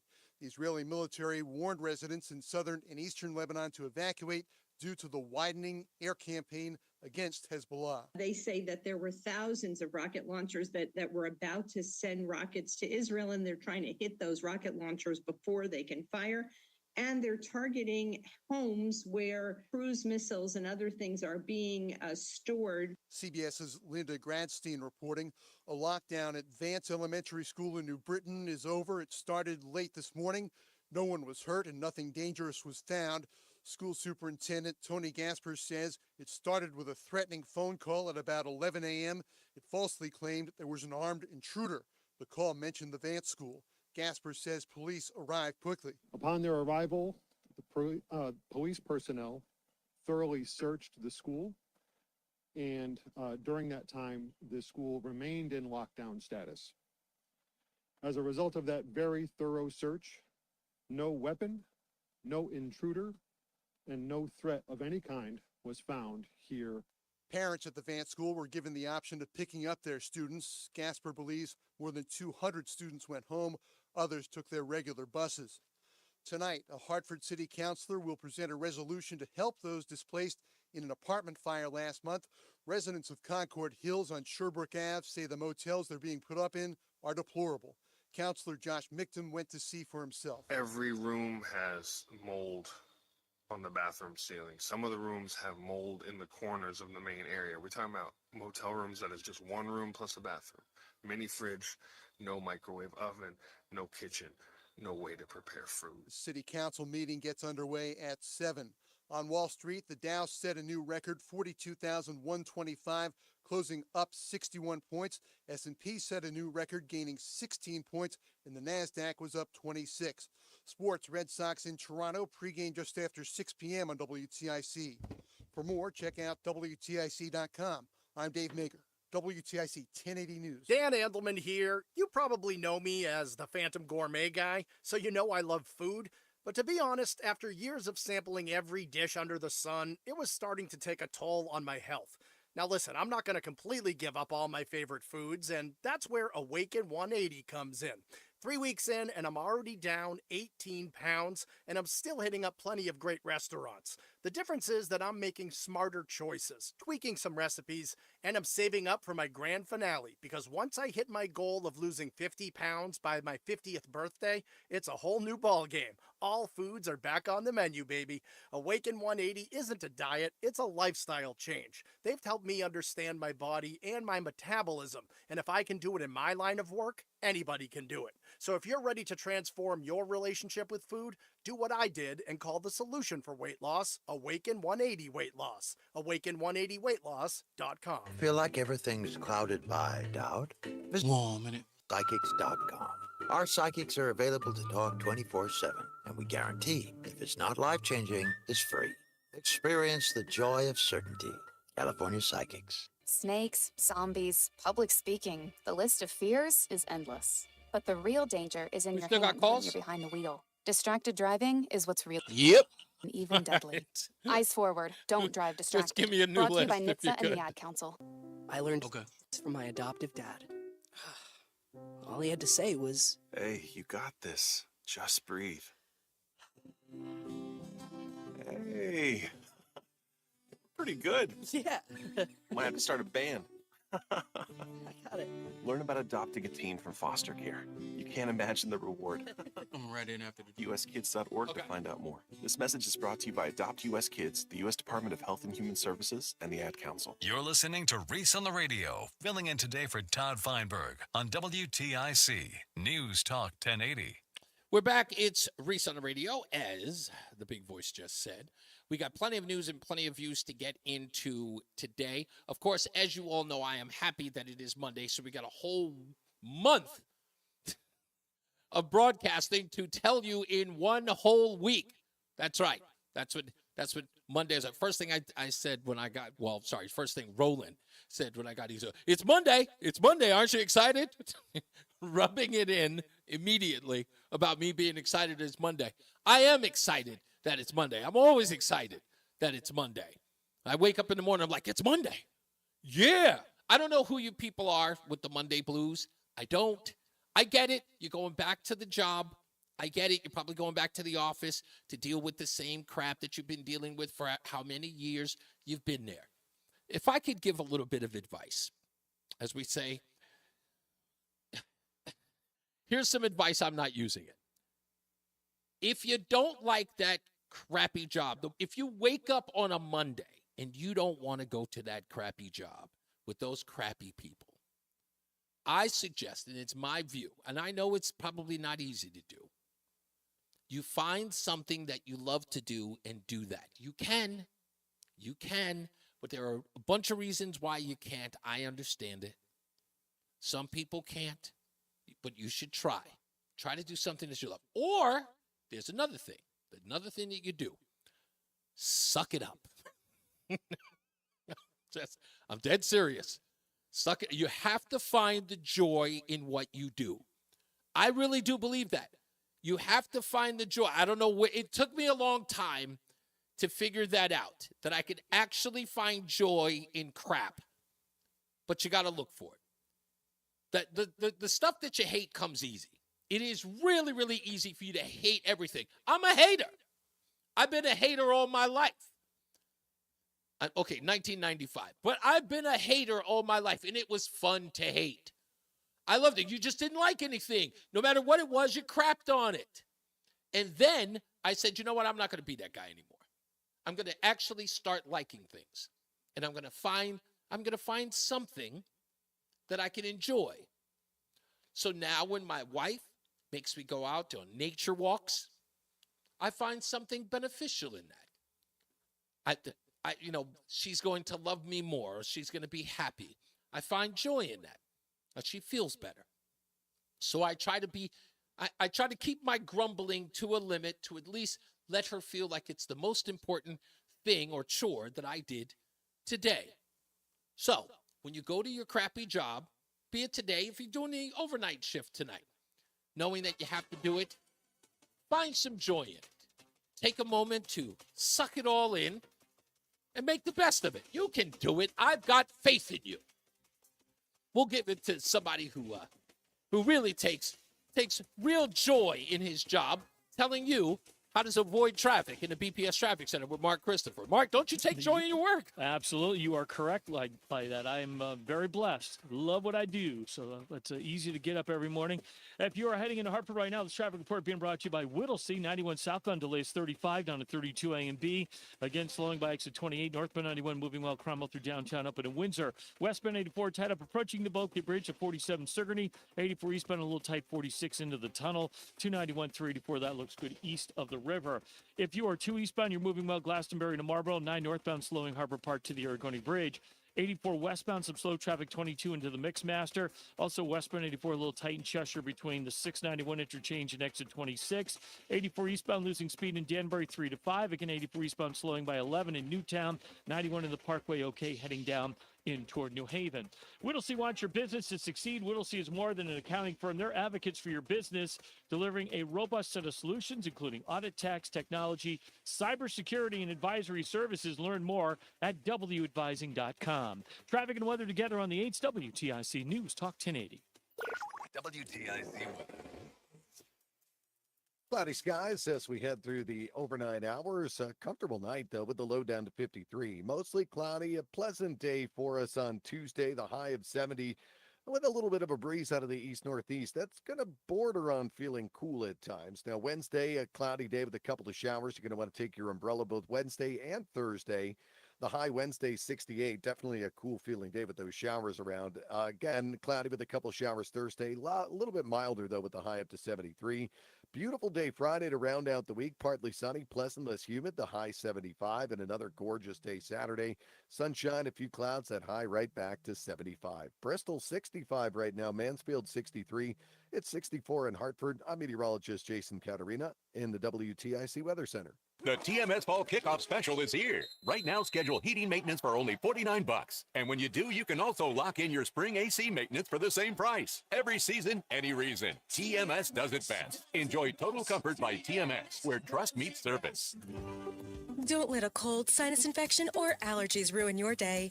Breathe easier, sleep better, and feel healthier with Navage. Visit Navage.com, Walmart, Walgreens, CVS, or a store near you. This is the story of the one. As a warehouse manager, her job is to transform chaos into clarity and to see patterns where others see problems. Luckily, she's got a partner who shares her perspective. Grainger offers over 1 million industrial-grade products, backed by real person support and in-depth online resources, so she can tackle every task with precision and turn potential setbacks into streamlined success. Call clickgrainger.com or just stop by. Grainger, for the ones who get it done.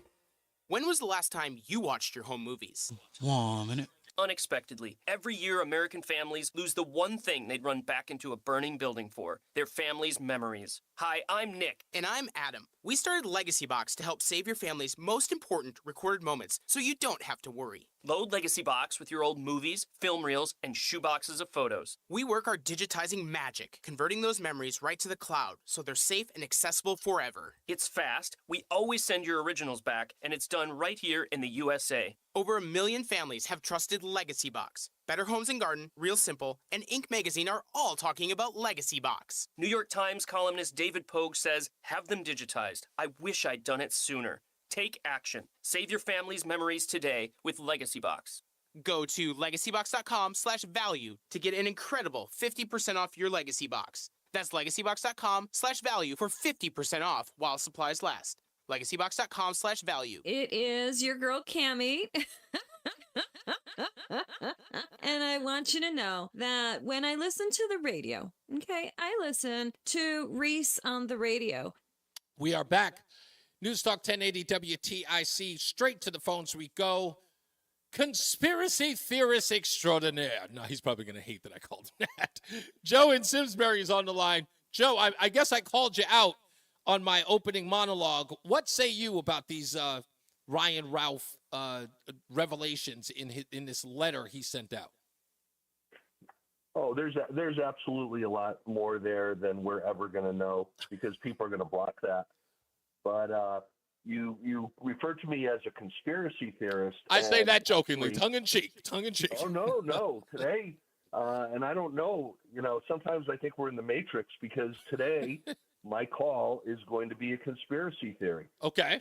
So to start off, though, before I get to the good stuff, there's actually a study that was done by Yale University. I think it was probably, I'm going to say maybe 10 to 15 years or so ago, that they researched it, and they said the Berlin Turnpike was the number one place in the country for sex trafficking.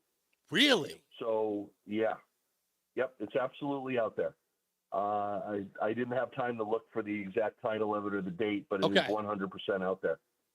So here's my conspiracy theory, and this matters. I know at 5 o'clock you're going to talk about another topic that's near and dear to my heart with the cost of people's electric bills. Sure. But back a month, maybe 6 weeks or so ago, Trump started to slam Brian Kemp in Georgia, and people on our side were saying, why is he doing that? He's a fellow Republican. Not me. It was a perfect example. Yep, exactly. That Trump knew something we didn't know. And that was that Kemp was dirty when it comes to elections. And we've seen his behavior with the election commission since then. Yes. So recently, Trump tweeted, I hate Taylor Swift. Right. And I myself have called up and said, I wish he didn't do that. But geez, an example of Trump knowing something that I don't know. Inside. And I got caught up in it as well. So, we're talking about this whole Diddy thing. And I've been going down the rabbit hole with this because I think it's far more serious than male prostitutes and things like that. We all know about the Bieber thing. We know things Bieber has said in his songs, Usher, you know, all these other people. But people are forgetting that there's some commonalities here. The commonalities are that when you are a filthy rich person, you do not hang around nor have your picture taken with people that can pull you down. Right. And what I mean by that is you have Oprah, who is very involved with Diddy. And no one can tell me that Oprah didn't know about Diddy, that Oprah didn't know about Epstein, Oprah didn't know about Weinstein. Here she is in a famous picture getting a young female actress, you know, introduced to Weinstein. Never forget it. And the thing is that I'm going to go back to the Taylor Swift thing here. Unless you go on TikTok, I don't think this stuff is as heavily on Instagram. But I spent at least 90 minutes yesterday looking at old videos of people saying what was going on in Diddy's world. Yeah. Publicly. So again, back to Oprah, the Obamas, people like that who still are front and center in Diddy's world. And then there's Taylor Swift. Well, there's videos out of Taylor Swift, and I'm not a big fan. I made a comment about her, something I was unaware of about Toby Keith really launched her career. And she was nowhere to be found when he passed away. Nowhere to be found on the special they did for him. There are so many videos out there of her making comments that show that she 100% was well aware of you go to a Diddy party and you don't go indoors, you stay outside. So this person who all these moms and dads are taking their young girls to worship at the altar of Taylor Swift is, I'm not saying that she's involved with any kind of sex trafficking, but I can tell you, and if you saw the videos, you'd have to agree with me, that there is no way under this God's green earth that she was not well aware of what Diddy was doing to people. And not just Diddy, but other people. I watched that video, Joe. Did you watch that video of him on Conan O'Brien? And he's talking about locking the doors, making sure there are locks on the doors. That was him testing the water of the American psyche, finding that behavior acceptable. Because even Conan is saying, well, okay, that sounds a little iffy. No one even, like everyone else in the audience, he's rich, he can do that. Sort of like, in essence, he had gained so much power and popularity that saying something as so, you know, I would almost say suspicious as talking about locking doors, plying them with liquor, and keeping the air conditioner off, that those are, you know, in essence, like sweatshop conditions that he's talking about. Well, and I'm no one looking could forward read through it. Yeah, I'm looking forward to Kim Porter's diary coming out. Yeah. Because apparently there's stuff in there. But the reason this is important, you know, I didn't bring this up to make it Reese on the Radio TMZ. I'm bringing this up because there are people, especially in this state, that I want them to somehow realize that when you are playing in a world like that, it's a different world because there's a lot more money than the world that you play in locally with your friends. That's right. But you know just about everything bad that's going on in your world. So all these people, primarily Democrats, know exactly what's going on, not with just Diddy, but Epstein, with Pizzagate, with Weinstein. These are not the people that, when the number one question that they say to pollsters always bring up, they say, does this candidate care about me and what I'm concerned about? If you're voting for a Democrat, the answer is most likely no. Agreed. They are not like you living the world in the way that you live the world locally in West Hartford, the way you live it in Simsbury, in Hartford, in the North End. There's something very wrong here. And all these people that are being held up as the icons of the Democrat Party, they're looking the other way. LeBron, I won't even get into the LeBron stories. No, I got you. Now Caleb Williams, you are Heisman Trophy winner. It's like these people knew that they were in an environment where there was evil going on directed towards other people, yet it was so important for them to participate in that environment and make sure they were filmed in that environment. And I believe that the reason is that it's almost like it's a ritual at the highest levels of Democrat influence and the Democrat Party to participate in things that I would say none of your listeners probably do. It's sick. Yeah. And unless you want to spend the time creating an account on TikTok and looking and watching these videos, because I don't just look at it, nor should anyone, and look at someone saying, well, this is what I heard happened at this party. No, go back and look at different TV shows like Conan O'Brien and other things where comments were made about, no, you just got to tell Diddy no. This is 10 years ago. Exactly. 10 years ago he was doing this. Yeah. And people still worship him. Yeah, look, remember, this indictment stretches all the way back to 2008, which again, it lends itself to saying, what did people know? How did they, what did they know and how long did they know it?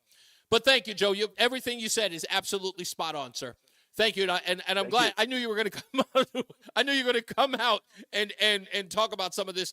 But yeah, I think the conspiracy theory thing, we need to stop marginalizing that term, because from what we're learning, it's no longer a conspiracy. It's turning out to be conspirafact, as far as I'm concerned.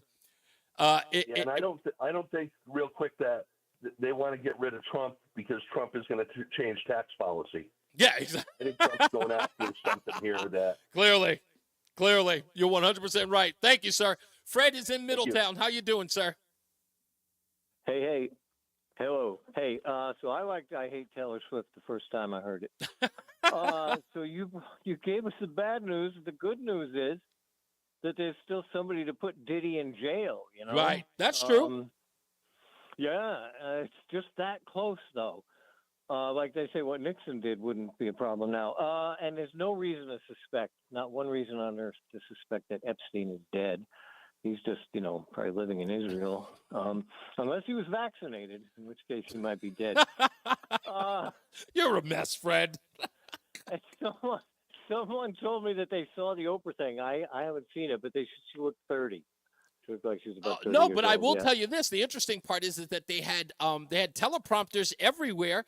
And if I'm hearing this correctly, I haven't seen the angle yet. What someone says that even Kamala was given a teleprompter for this event.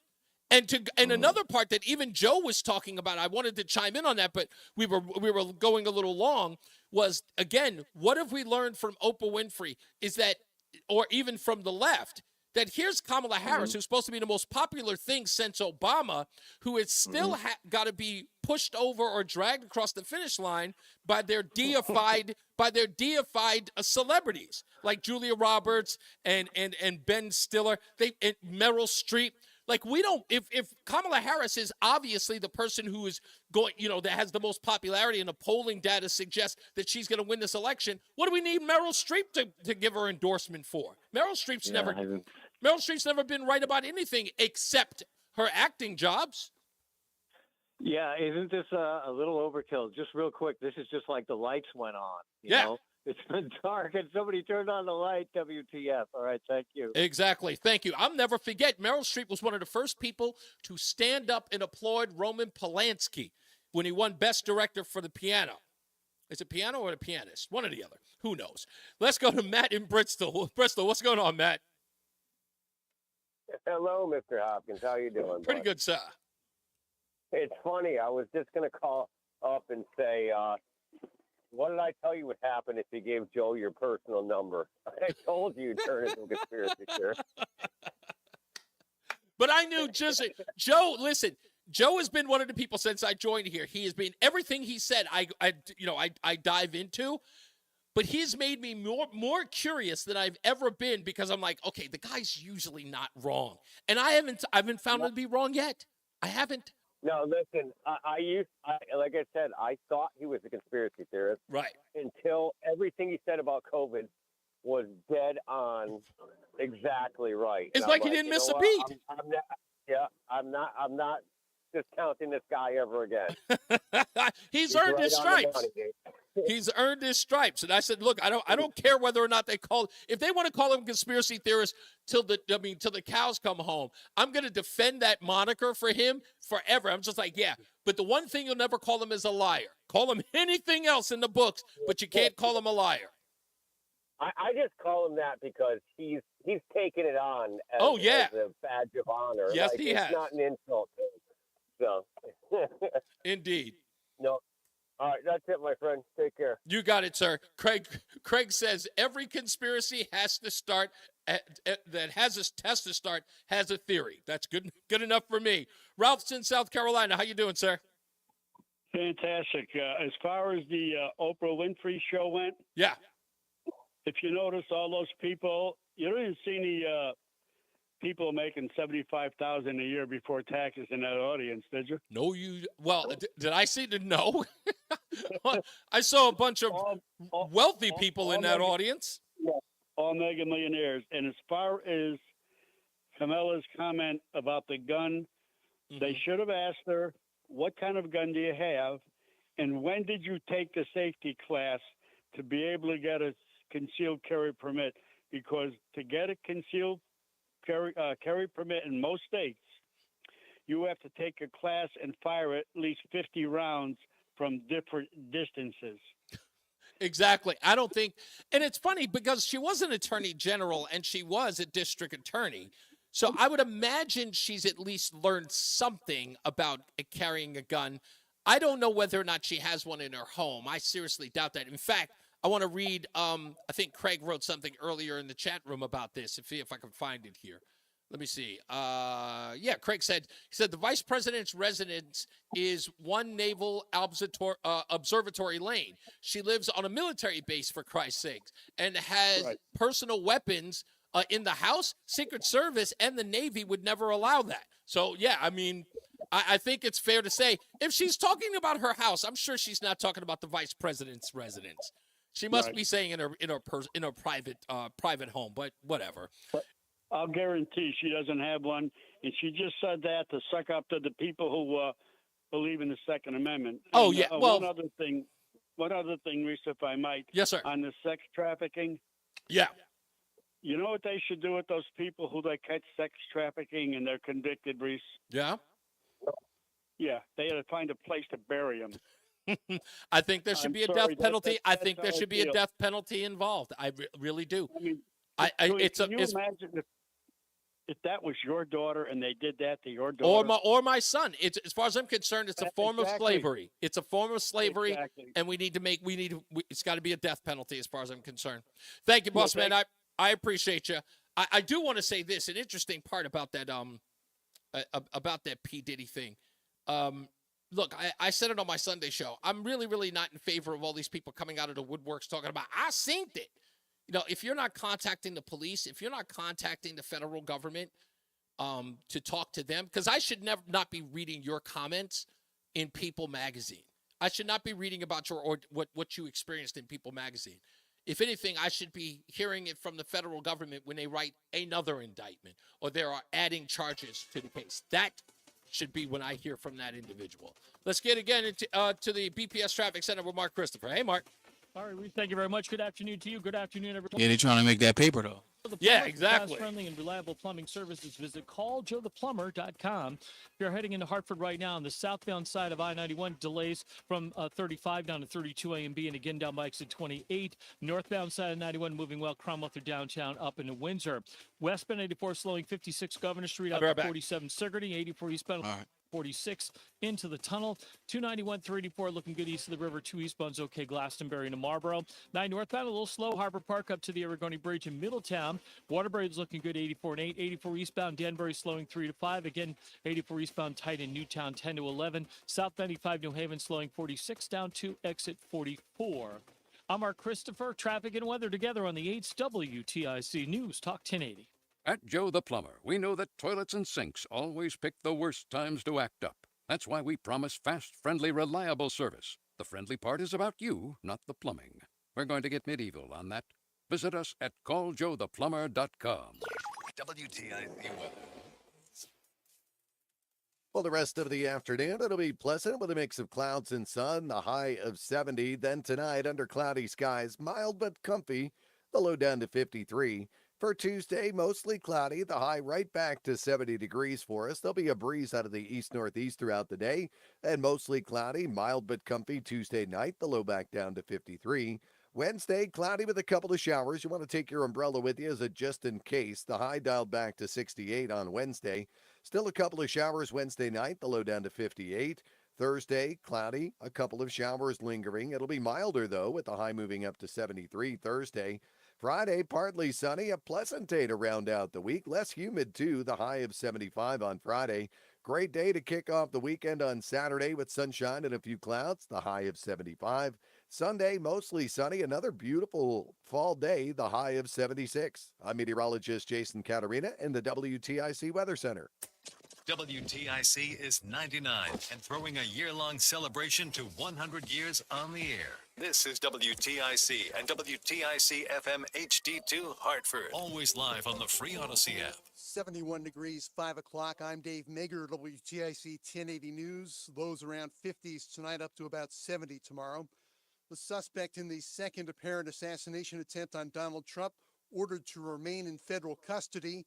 He appeared before a judge in Florida. The government's detention memo offered new details. The man accused in an apparent assassination attempt on Donald Trump in Florida left a note indicating he intended to kill the ex-president. The Justice Department says the note was addressed Dear World and was in a box left at the home of a person who called law enforcement after Ryan Routh was arrested. The note says this was an assassination attempt on Donald Trump, but I failed you, adding, it is up to you to finish the job, and I will offer $150,000 to whomever can complete the job.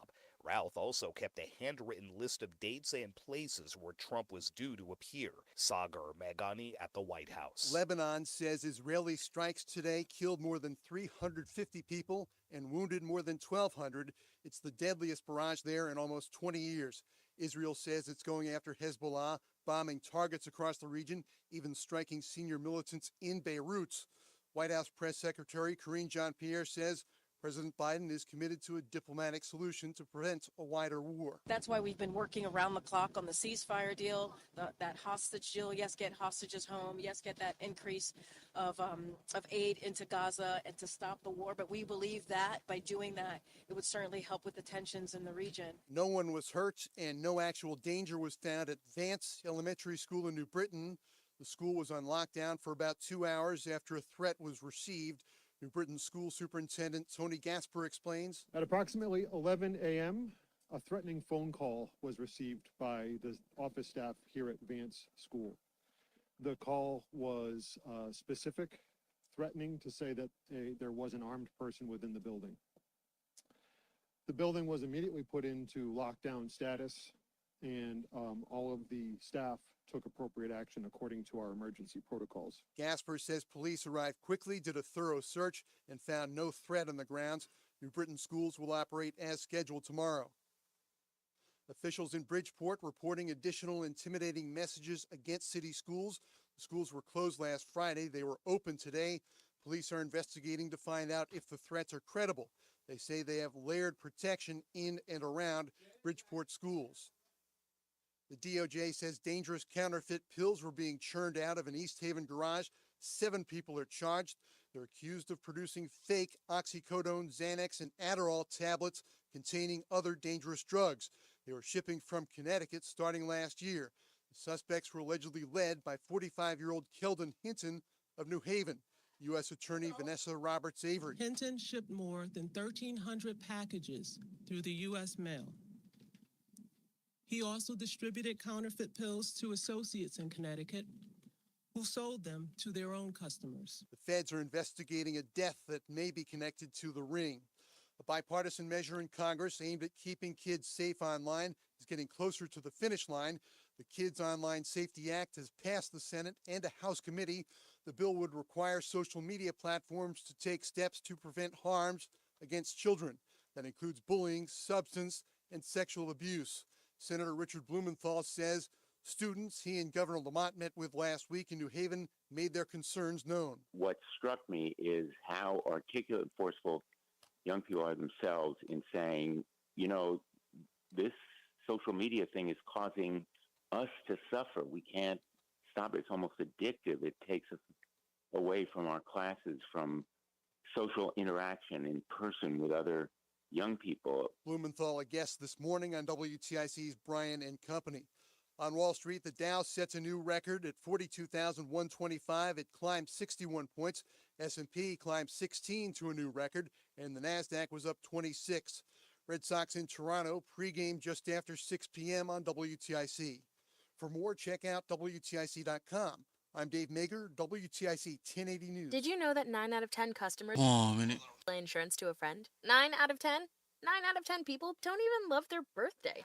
Yeah, their own birthday. The one occasion where eating cake at any time of day is not only accepted, it's actively encouraged.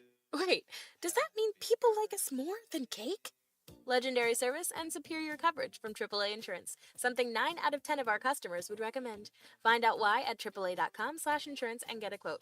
Based on a 2023 customer survey. Insurance provided by CSAA Insurance Exchange. Join the Hartford Symphony Orchestra and music director Carolyn Kwan for the opening concert of the HSO season. Prokofiev 5 and Peter, September 27th through the 29th. Gather with friends and family and share in the excitement of musical storytelling with Prokofiev's beloved Peter and the Wolf, with narration by June Archer. We celebrate longtime HSO violinist Yaroslav Lis and Leonid Segal on their milestone years with the orchestra. To reserve your seats today, call 860-987-5900 or visit hartfordsymphony.org. You're listening to Reese on the Radio, filling in today for Todd Feinberg on WTIC News Talk 1080. The 5 o'clock focus. The 5 o'clock focus. I'm focused, man.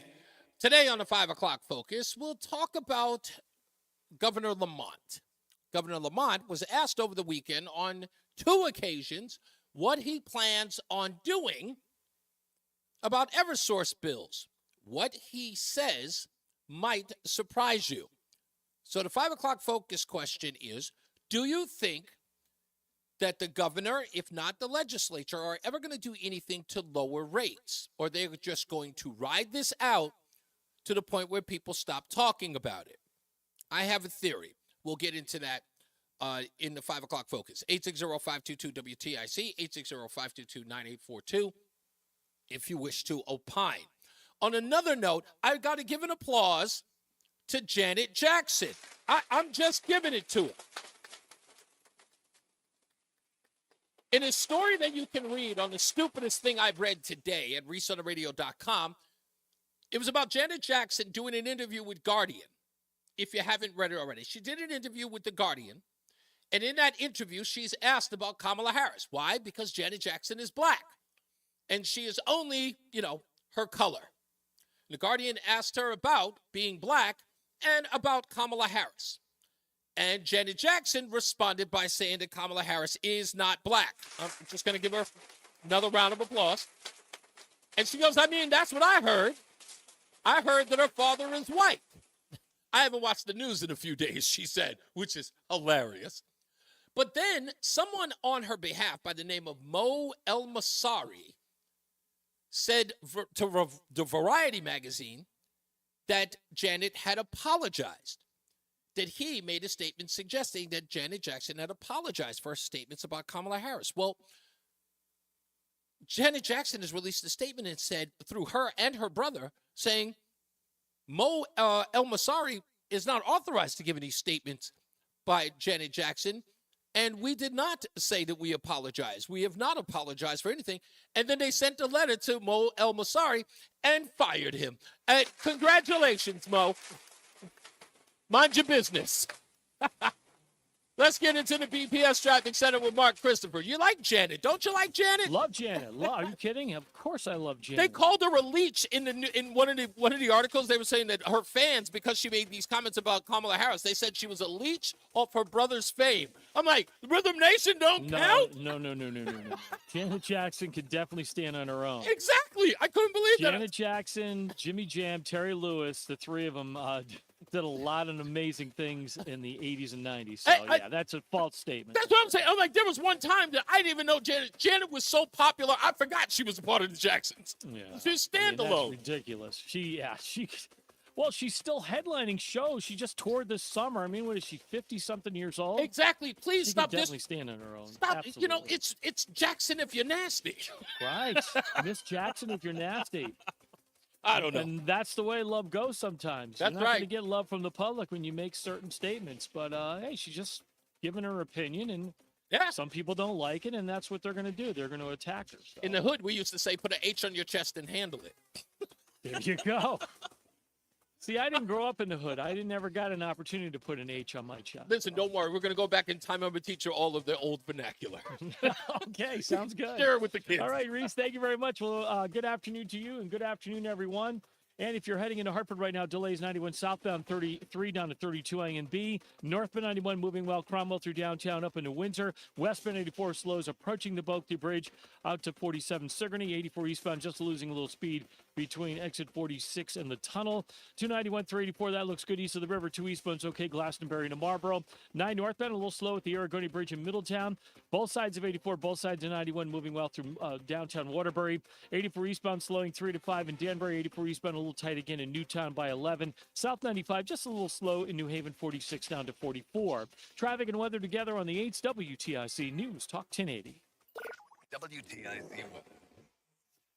All right, as we head through the evening and overnight tonight, cloudy skies, comfortable temps, though, with the low down to 52. Mostly cloudy for us on our Tuesday. A dry day, though, the high of 69.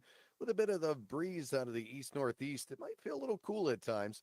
Wednesday, cloudy, couple of showers, the high 68. Still a cloudy day with a couple of showers on Thursday, but milder, the high up to 73.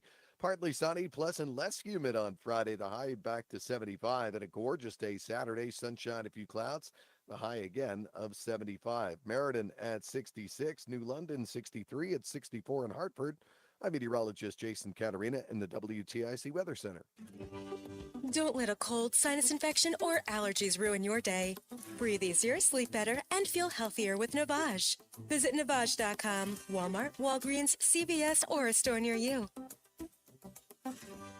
Want $125 free heating oil or propane to save on heating costs this winter? Go with your local HVAC pros. Go with Petro. Petro has a great deal on a new heating system with $0 down and low monthly payments. Go to petro.com now or call 1-888-PETRO02. Men, when addressing the problem of erectile dysfunction, you want the right treatment for your specific medical situation because every case is different, and finding the right treatment can mean the difference between just an okay experience and an amazing one. This is Dale for Northeast Men's Health, and at our practices, we offer the full range of ED treatment protocols and can even combine therapies to help make those intimate moments special, both for you and your partner. At Northeast Men's Health, we're the leader in treating ED in the area. Our medical providers specialize in men's sexual health and understand that no two cases are alike, which means you'll get the right treatment for you based on sound medical evaluation and appropriate applications of medical therapies. Plus, we offer treatments that are effective in well over 90% of cases, which means if you're like most men, you'll get your sex life back. So call us. Your initial visit is just $99 and includes blood work, a medical consult, and if medically advised, a test dose. And if that test dose doesn't work in the office, your visit is free. Call 800-930-5956. That's 800-930-5956. Or go to northeastmenshealth.com. We have 5 offices in the Northeast to serve you. This is a commercial for California Psychics. Oh, man.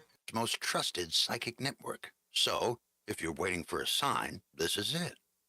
No, really, this is it. You won't see your soulmate's face in the clouds or your career path mapped out in your cappuccino foam. This really is it.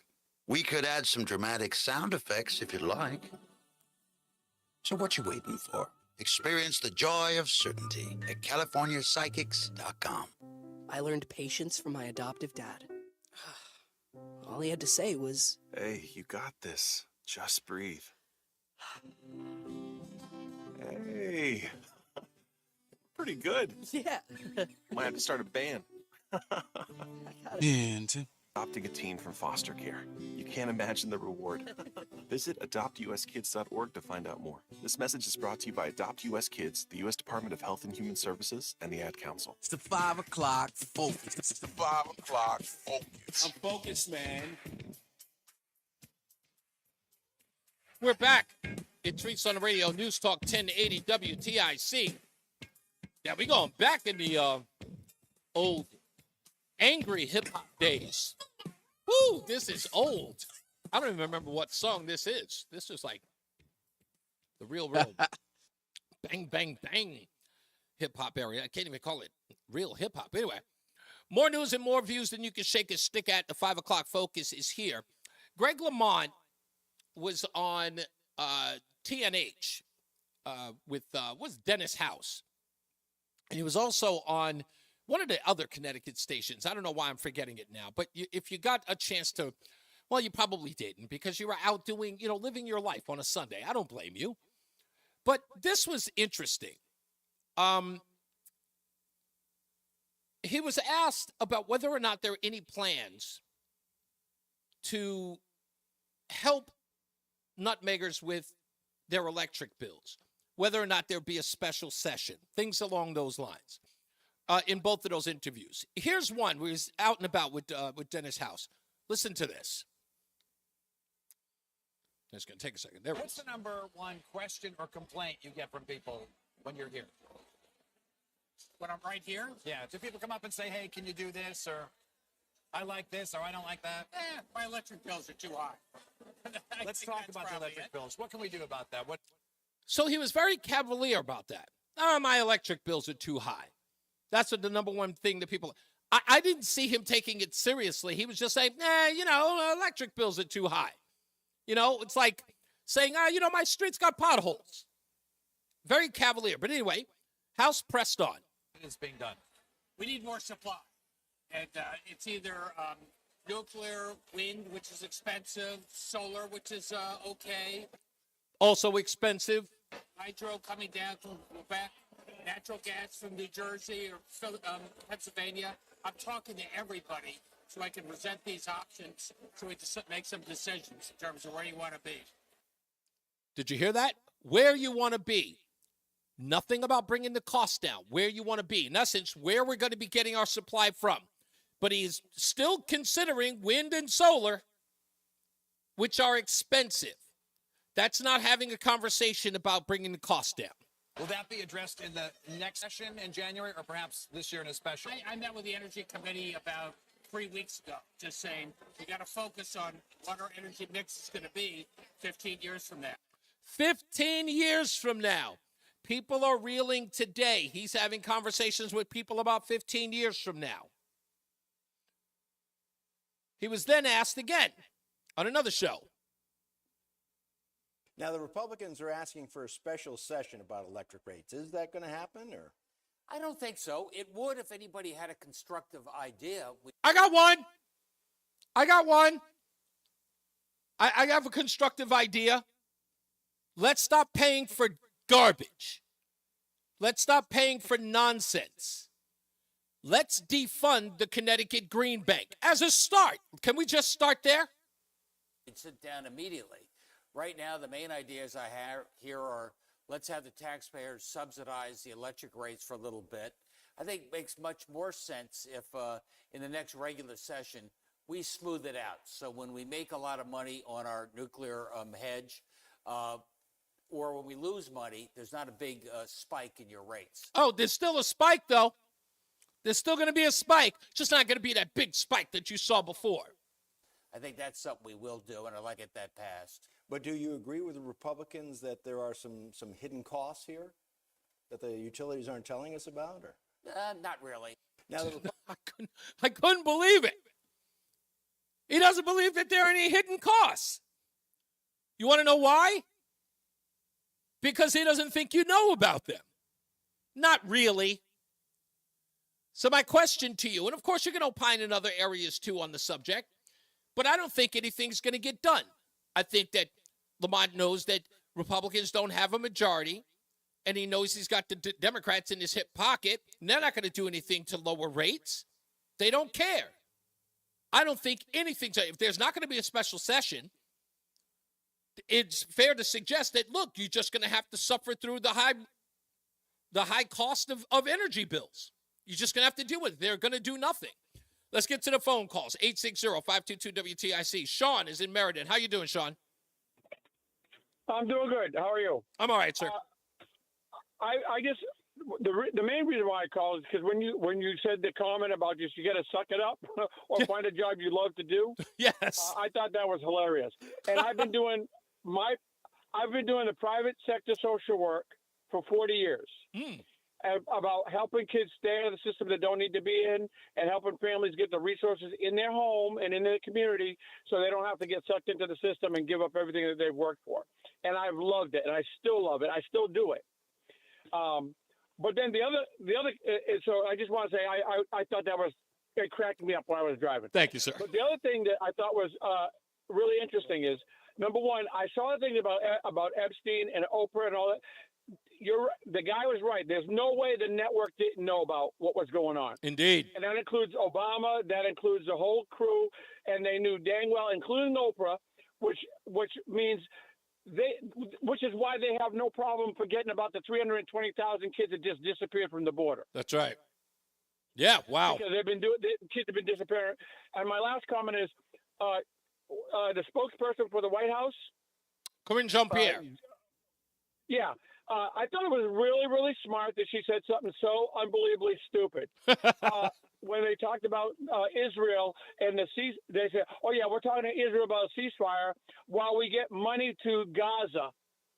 Again, she said that from the podium. So they're trying to have Israel have a ceasefire while they're funding Gaza and Hamas in Gaza, knowing damn well exactly what Gaza's doing with that money, as if the rest of us don't know. Like she's dumb as dirt. Yeah, it is. Or she thinks we are. And sell dirt. Or she thinks that we are. She thinks we are. Yeah, yeah. Indeed. Well, I appreciate it. But the comedy was the part that really got me. And have a great day, brother. Thank you, man. You too. Mike is in Plainville. How are you, sir? That is why I don't watch any local news stations. 3, 8:30, Channel 61, because Ned's on and he gives all these vague, I don't think anything about this was vague, Mike. I think he pretty much told everyone in Connecticut, you're going to have to suffer the rate overages. He's got no plans on getting. He pretty much said that all of the hidden costs is non-existent, even though we know we've got a detailed report by Mark Fitch telling us what those fees are, telling us who they're going to. He looks us right in the face and says, no, he doesn't believe it to be true. And he's talking about something that they plan on doing 15 years down the line, which in essence means he's got no plan for today, much less tomorrow. He doesn't. I don't think he cares. Compulsive liar. And plus, all of them. And what I also found out, I think the question that Dennis House asked him, I wasn't in the audio package, but Dennis House asked him, because I watched the whole interview, whether or not he's going to run for a third term, and he said he doesn't know. He'll know sometime next year. I'll be honest with you. The fact that he's not addressing this now, I'm telling you that's a no. I don't think he is.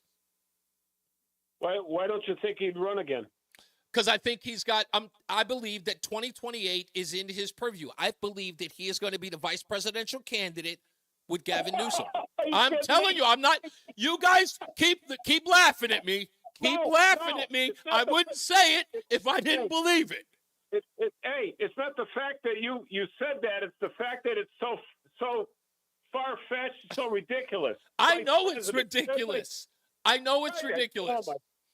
But this guy, listen, this guy believes in California. He believes in the California way. I think that if he would love to be the governor of California. But I think when that governor's meeting took place a couple of months ago and Gavin Newsom was at that table, none other than Ned Lamont was sitting right next to him on his left. Go watch that video.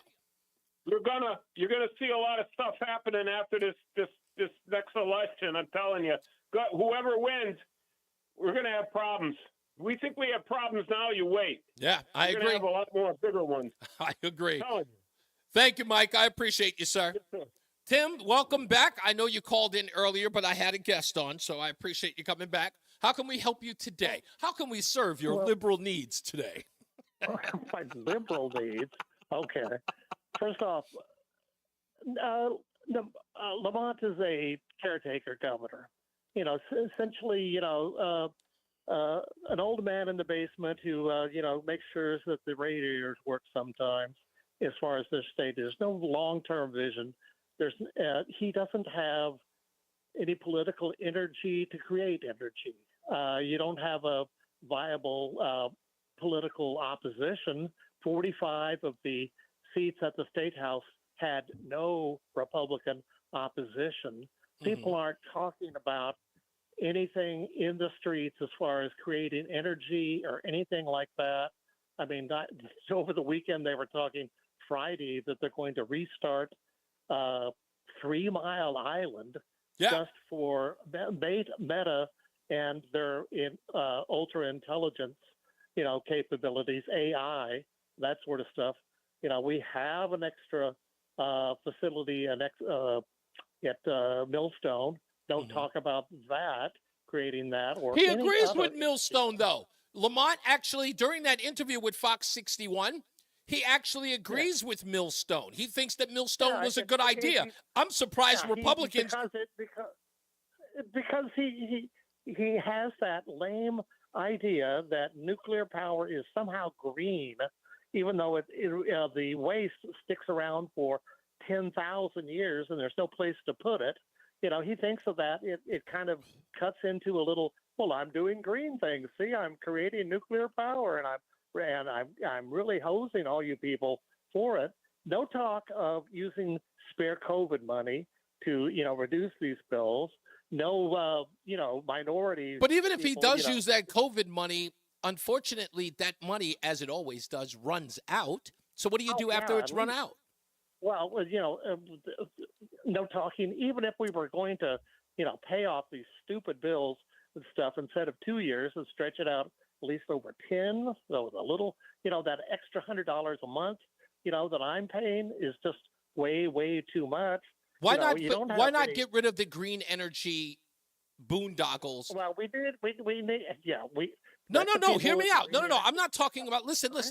If it isn't creating less cost for the ratepayer, get rid of it. Because if the Connecticut Green Bank is getting $23, $24, $25 million a year. Now, I know people are saying that if you break it down, that only comes to a couple of dollars per ratepayer. But again, the objective is, why does Connecticut Green Bank need to be subsidized by the state government? There's no reason for it. Let the Connecticut Green Bank operate through investors, which, again, it's its primary focus, right? Is to lure investors into its coffers so that it no longer relies on the state government. It does. It relies on taxpayers. So let's get rid of it. I don't care if it's $2. Get rid of it. It doesn't serve the needs of the ratepayer. They're paying for something they don't use. Well, it's a smaller tax as compared to the overall tax. Fair enough. That's that stuff. And the ironic part is, I'm going to Hamden Sioux meeting. I'm on the energy board here, where we're trying to put up electric charging stations all over the town because we are a modern, efficient town. So people can use. People have electric cars in Hamden. Okay. Are they? Wait a minute. But the people don't. Wait. So they want to pay for it. Listen again. If they want to go dining and mother of invention being necessity. Are you telling me the EV drivers are saying we just don't have enough charging ports? The more places that they have available, not my question. The more likely that they will go to the restaurant and recharge their car for a couple of hours. Okay, Tim, I appreciate you, but I got to go to the BPS traffic center. But I hope I gave you at least enough time and you didn't get cut off. Let's get to the BPS traffic center with Mark Christopher. I'll address a little bit of this afterwards. Hey, Mark. All right. Reese, thank you very much. Good afternoon to you, and good afternoon, everyone. Well, if you're heading into Hartford right now, overall, we're looking pretty good. This traffic report is being brought to you by Cape Cod Fence. And on the eastbound side of 84, just barely a slowdown as you move into the tunnel. Westbound 84 looks good. Just some tight traffic in East Hartford, 56 Governor Street up to 47 Sigourney. Southbound 91 slows Hartford 33 to 32. Again, down by exit 27 to 28 in the Hartford Weathersfield line. Northbound 91, that moves well. Cromwell through downtown up into Windsor. 291, 34 looking good east of the river. 2 eastbound's okay. Glastonbury to Marlboro. 9 northbound Middletown, no problems there. 9 southbound and the Aragoni Bridge also moving well. Quiet Waterbury, 84 and 8. 84 eastbound in Danbury slowing 3 to 5. Again, 84 eastbound slowing in Newtown from 10 to 11. South 95 New Haven tight from 46 down to 44. Traffic and weather together on the 8th. WTIC News Talk 1080. Traffic brought to you by Cape Cod Fence. More than just fences. Cape Cod Fence Company in Canton has been Connecticut's premier fencing contractor since 1956. Quality craftsmanship, products that last for years, and the local team known for expert installation. Check us out at CapeCodFence.com. Cape Cod Fence Company. WTIC. For the rest of the afternoon, it'll be pleasant with a mix of clouds and sun, the high of 70. Then tonight, under cloudy skies, mild but comfy. The low down to 53. For Tuesday, mostly cloudy, the high right back to 70 degrees for us. There'll be a breeze out of the east-northeast throughout the day, and mostly cloudy, mild but comfy Tuesday night, the low back down to 53. Wednesday, cloudy with a couple of showers. You want to take your umbrella with you as a just in case. The high dialed back to 68 on Wednesday. Still a couple of showers Wednesday night, the low down to 58. Thursday, cloudy, a couple of showers lingering. It'll be milder, though, with the high moving up to 73 Thursday. Friday, partly sunny, a pleasant day to round out the week. Less humid, too, the high of 75 on Friday. Great day to kick off the weekend on Saturday with sunshine and a few clouds, the high of 75. Sunday, mostly sunny, another beautiful fall day, the high of 76. I'm meteorologist Jason Caterina in the WTIC Weather Center. And now, a WTIC news update. 67 degrees at 5:30. I'm Dave Mager, WTIC 1080 News. No one was hurt and no actual danger was found at the Vance Elementary School in New Britain. The school was on lockdown for about 2 hours after a threat was received on the phone. New Britain School Superintendent Tony Gasper says police arrived quickly, did a thorough search, and found no threats on the grounds. This appears to be similar to the swatting incidents that have been seen nationally that have impacted many schools across our country. Fuller investigation will, of course, be done by Chief Marino in the New Britain Police Department, but as a superintendent of schools, I can say that this does appear to be the type of incident that has impacted other schools across the nation. New Britain schools will operate as scheduled tomorrow. Officials in Bridgeport report additional intimidating messages against city schools. The schools were closed last Friday due to threats. They were open today. Police are investigating to find out if the threats are credible. They say they have layered protection in and around Bridgeport schools. Residents driven from their apartments by an August fire in Hartford want the city to provide better living accommodations. The tenants say motels they're staying at are in deplorable condition. The Hartford City Council will consider a resolution tonight. If passed, the city would have to comply with a state rule mandating tenants burned out of their homes be given acceptable living conditions. Hartford City Council member Josh Michton. There is no reason that anyone should have to put up with this. And now we're saying you have to fight with your renter's insurance because people are telling me that their renter's insurance won't pay them. You have to struggle to find a new apartment somewhere else, and you got to keep working. You got to keep going to school. That meeting gets underway at 7 p.m. About 50 families still can't live at the Concord Hills apartments due to the fire damage.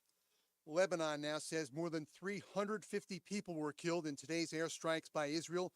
Stefan Dujarric is spokesperson for the UN Secretary General. I can tell you that the Secretary General is indeed alarmed by the escalating situation along the Blue Line. He's very concerned about the large number of civilian casualties being reported by the Lebanese authorities, as well as the thousands of displaced persons amidst the most intense exchange of fire across the Blue Line. The UN General Assembly is meeting as previously scheduled in New York.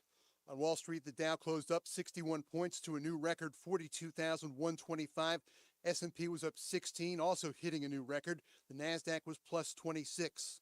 Sports, Red Sox at Toronto, pregame just after 6 on WTIC. Monday Night Football, Jacksonville at Buffalo, and Washington at Cincinnati. And the WNBA, the Connecticut Sun plays Indiana Wednesday in Game 2 of their best-of-3 playoff series. The Sun took Game 1. For more, check out WTIC.com. I'm Dave Mager, WTIC 1080 News. Buying a home is one of the biggest financial decisions you'll ever make. Before you tour a home, the real estate professional you're working with may ask you to sign a buyer's agreement, which describes the services you'll receive, each party's role and responsibilities, and how your agent will be compensated, all of which you'll want to discuss with them up front. So work with an agent who's a realtor. Realtors are members of the National Association of Realtors with a duty to honestly represent you and put your interests above their own, because that's who we are. Paul's new drone startup just lost its most genius computer scientist. We just lost our best genius to some new genius who's got a genius new idea. I'm going to have to find a new genius, or two have geniuses, and fast. He needs a computer scientist that can keep his startup from falling down. I need Indeed. Indeed you do. When you sponsor a job on Indeed, it's easier for talented candidates to find it, which makes it easier for you to hire them. Visit Indeed.com/credit and get $75 towards your first sponsored job. Terms and conditions apply. Wesley Financial Group is not a law firm. If you own a timeshare, don't miss this public service announcement from founder of Wesley Financial Group. If you receive an unsolicited phone call or mail piece to discuss selling, renting, or especially canceling your timeshare, don't fall for it. If you really want out of your timeshare, hang the phone up immediately or throw that mail piece in the trash and contact your timeshare resort or Wesley Financial Group for assistance with your timeshare. As the only Inc. 500 timeshare cancellation company, our knowledge, experience, and results has made Wesley a trusted resource for over 40,000 families we've helped get out of their timeshare. Give us a call, and I'll send you our timeshare exit information kit free with the straight facts about your timeshare and all of your options. Call for your free info kit. 800-329-2121. 800-329-2121. 800-329-2121. It's the 5 o'clock focus. It's the 5 o'clock focus. I'm focused, man. If you're just joining us, the 5 o'clock focus, Ned Lamont was on the weekend shows, as he often likes to, and I know he's not ever coming over here to talk to your boy. And again, probably because I would ask him these questions. Do you have any plans for people who are paying these rates today? I don't think he does. I really don't believe he has any intention of addressing them. I don't believe he's running for re-election. We wouldn't hear things like this. Listen for yourself. These are his words, not mine. Now, the Republicans are asking for a special session about electric rates. Is that going to happen, or? I don't think so. It would if anybody had a constructive idea. Yeah. I'd love to know what he thought was a constructive idea. Sit down immediately. Right now, the main ideas I have here are let's have the taxpayers subsidize the electric rates for a little bit. I think it makes much more sense if in the next regular session, we smooth it out. So when we make a lot of money on our nuclear hedge, or when we lose money, there's not a big spike in your rates. Who's he talking about when we make a lot of money? Who's he talking about? I think that's something we will do, and I'd like to get that passed. But do you agree with the Republicans that there are some hidden costs here that the utilities aren't telling us about? Or? Not really. He doesn't believe that there are any hidden costs. Doesn't believe it. I don't think he's got any intention. He's gonna. I don't know whether or not you can necessarily run out the clock on an issue like this. But what can you do to push back on it?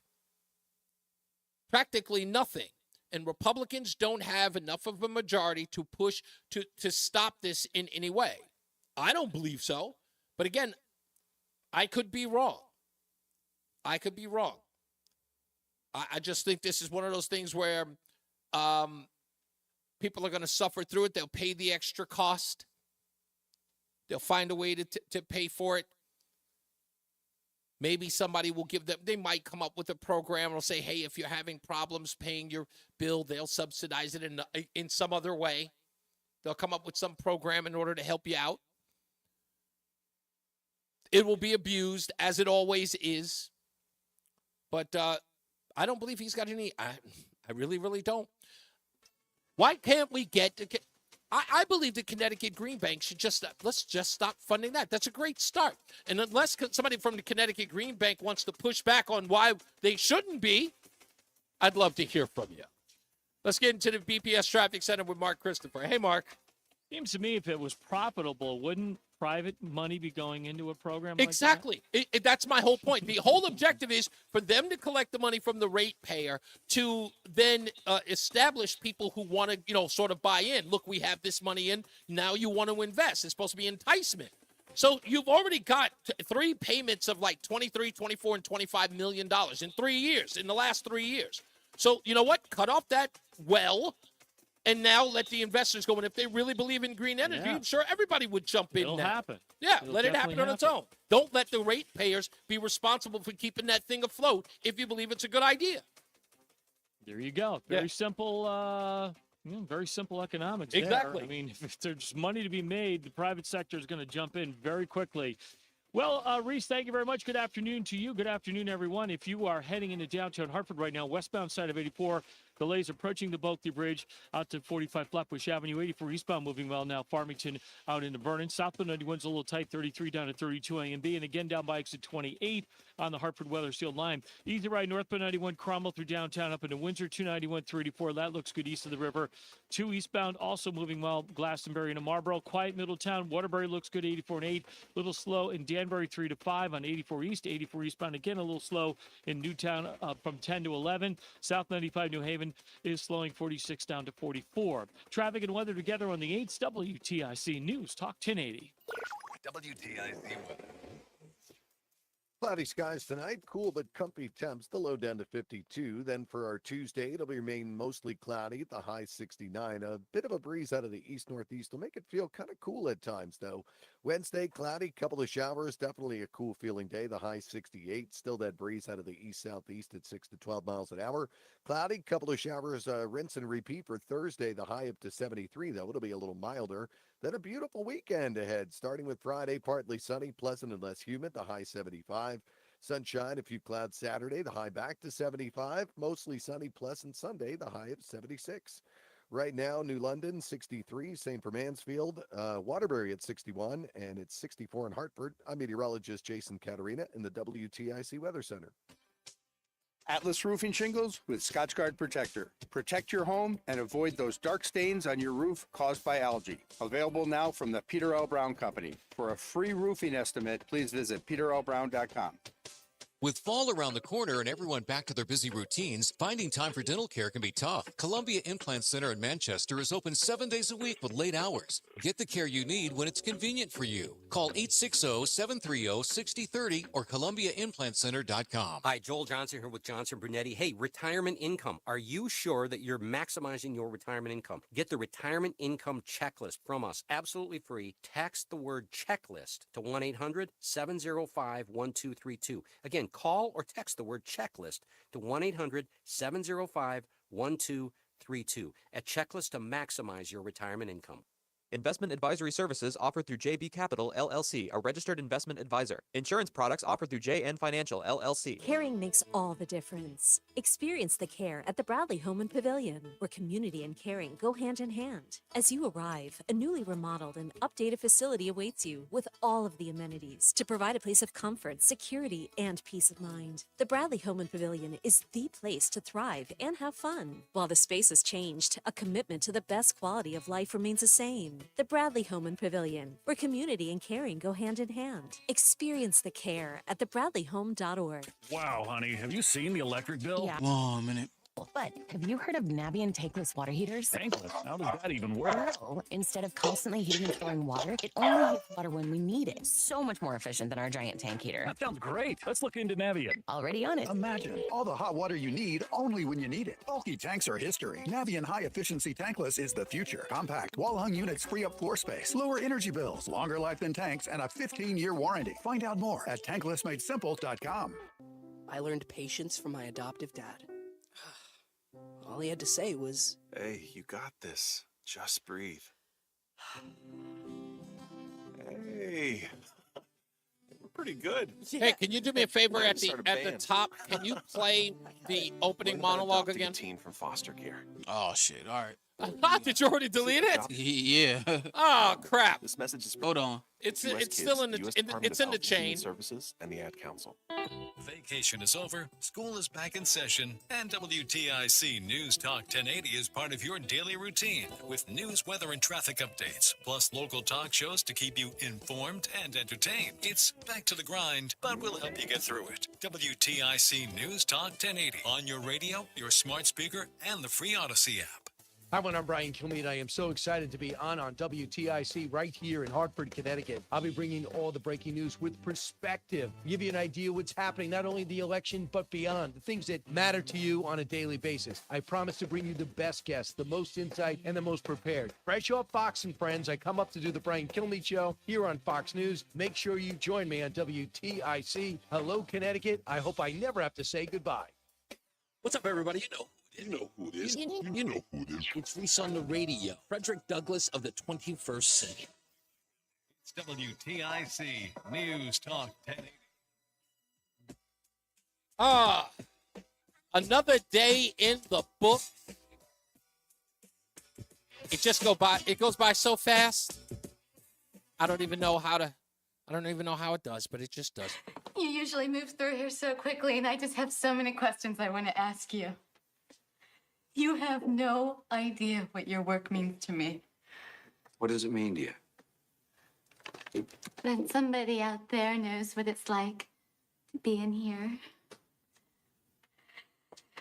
How do you write women so well? I think of a man, and I take away reason and accountability. Oh, it's one of my favorite lines. One of my favorite lines from a movie. How do you write women so well?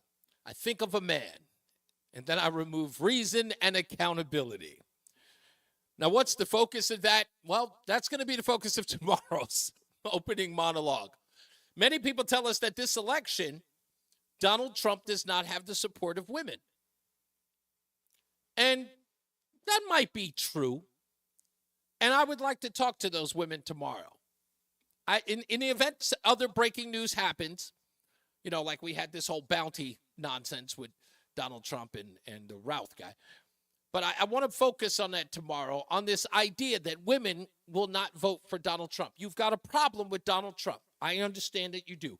But I want to talk about that tomorrow. I want to explain to you why reason and accountability is something that's really important in our lives.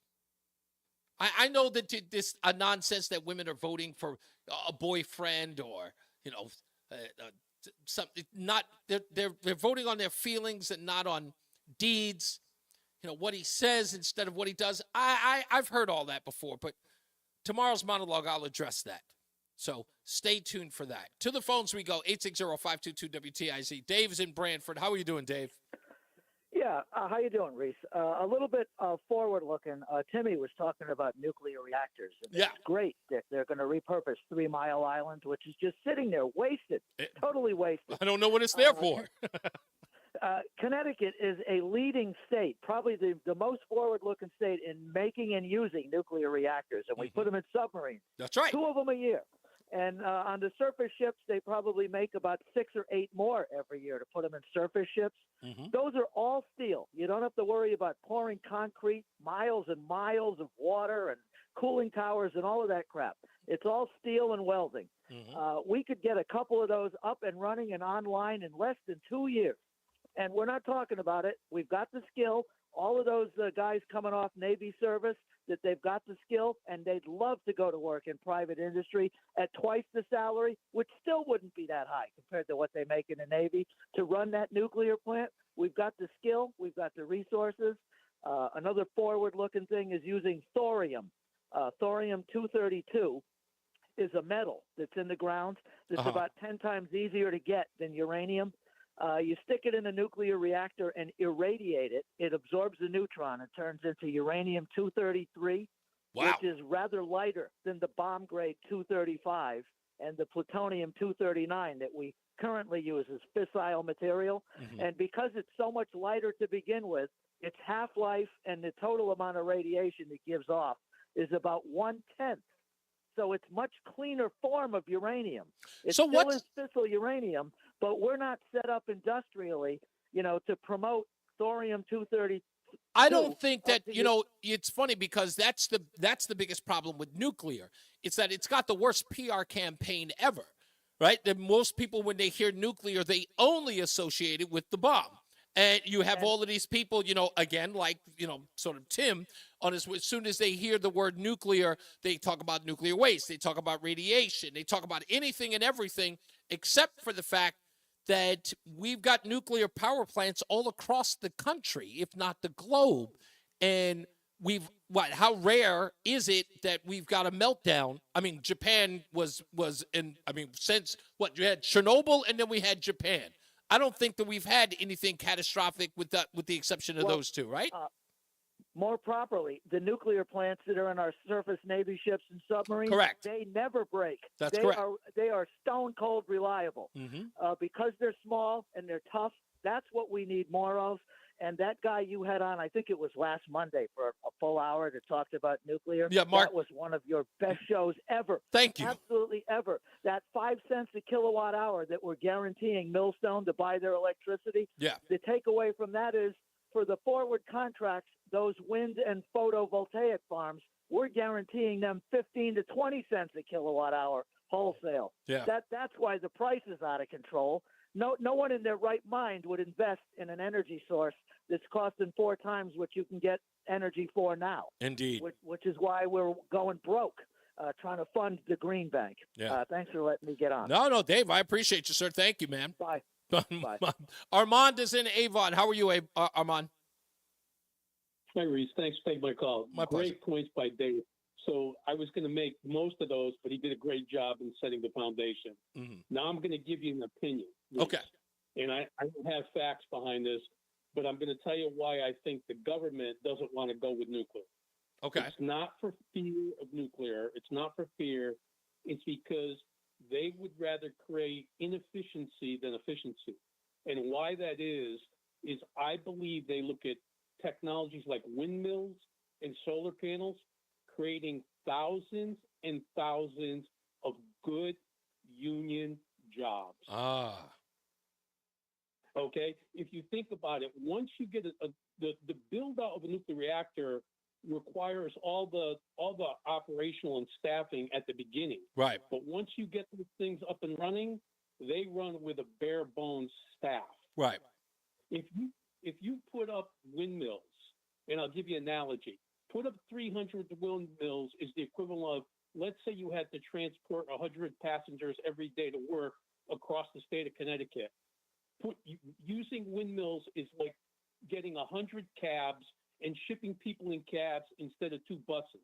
The operational costs are astronomical because you got all those tires, all those engines, all that wear and maintenance that you have to do just because of the scale out mentality. And they don't last long, Armand, if I'm correct about this. They don't last long. So in essence, they have jobs in perpetuity.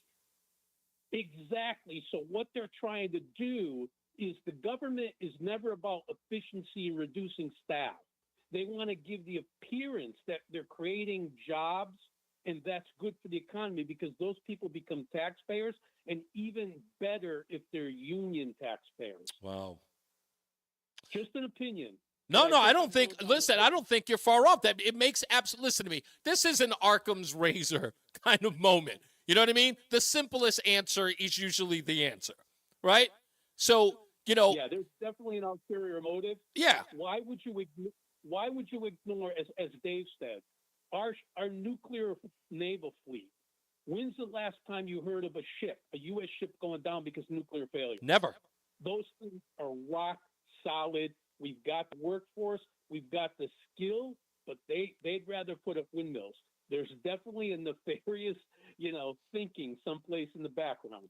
It's a good point. Thank you so much, Armand. Thank you for the call. I appreciate you holding out.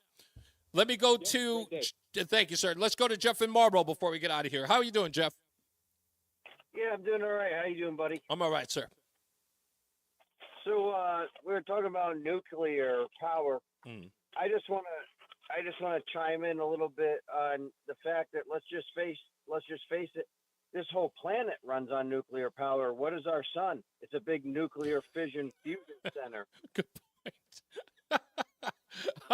I didn't really think of it on that level, but again, they would make the argument for solar. And again, what's the part that I don't understand? I was watching. By the way, if I told you about that movie called Planet of the Humans that was produced by Michael Moore? Yeah. Okay. So in that film, which I found interesting, is that guy Jan. There's a guy in the film Jan. He works for Lansing Water and Light. I'm probably getting the name of their electric company wrong, but it's in Lansing, Michigan. And they're out at the solar array. And he's talking about what each square inch of their solar array is worth, how much it costs. And he makes this crack about the solar array that NASA uses. And NASA's solar array is about, he says, $1 million per square inch. Their solar array their solar equipment is far more expensive and far more effective than ours. But the lot that he's sitting in at Lansing, Michigan, it's about the size of a football field.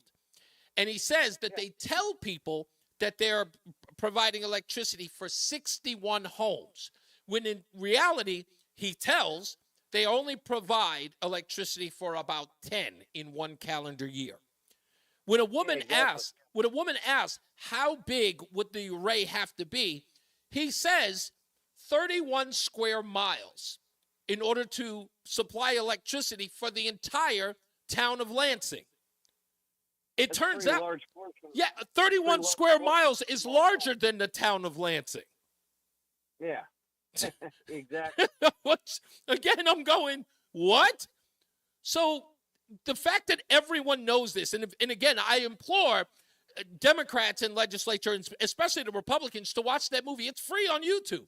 Just watch that scene alone, and it will tell you that what they're doing or what Lamont is doing with this solar and wind nonsense, it's silly.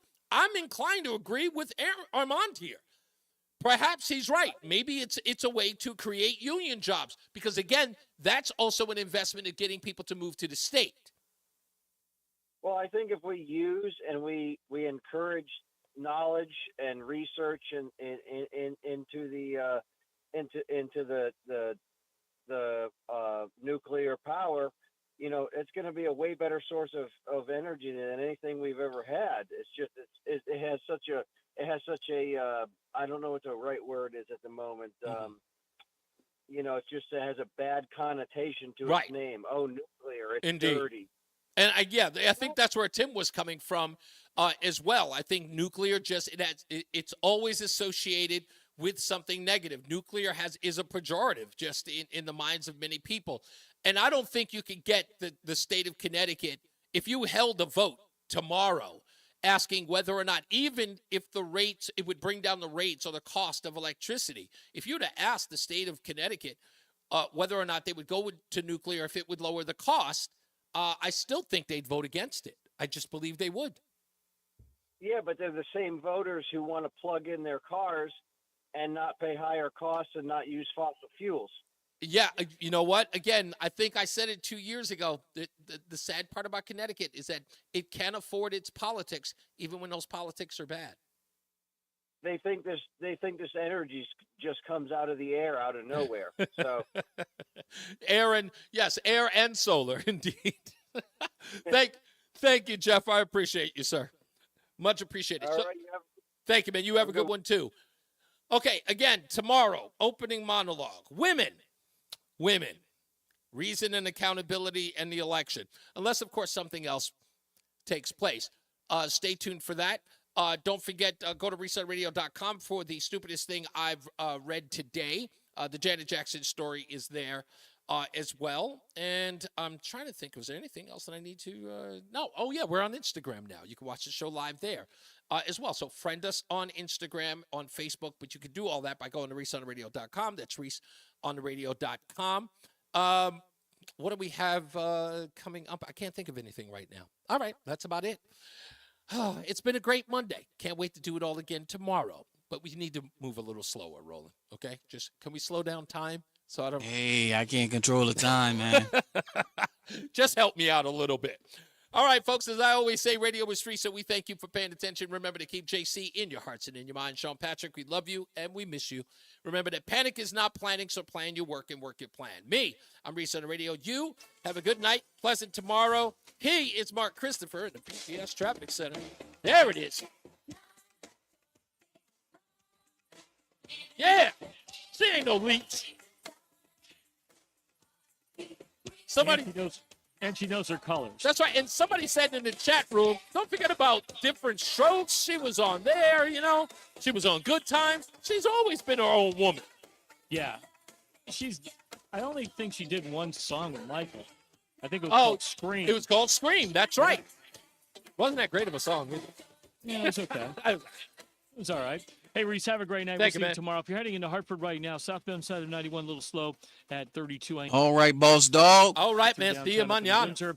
See you tomorrow. 4 days of action. All right. Good ride eastbound. Don't count them down. East of the river to eastbound, moving well Glastonbury to Marlborough. Quiet Middletown. Waterbury 84 westbound. You'll see some slow traffic as you approach exit 16 in South. Oh, goodness gracious, folks. Thank you for, as always, thank you. I appreciate you, Michael A.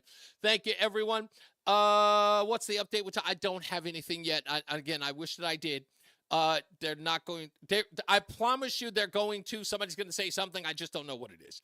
Oh, come on. I did watch the clip. I just couldn't play it because I didn't know what it was until I saw it, Craig. So I apologize. But you know what? I'm going to listen to the clip.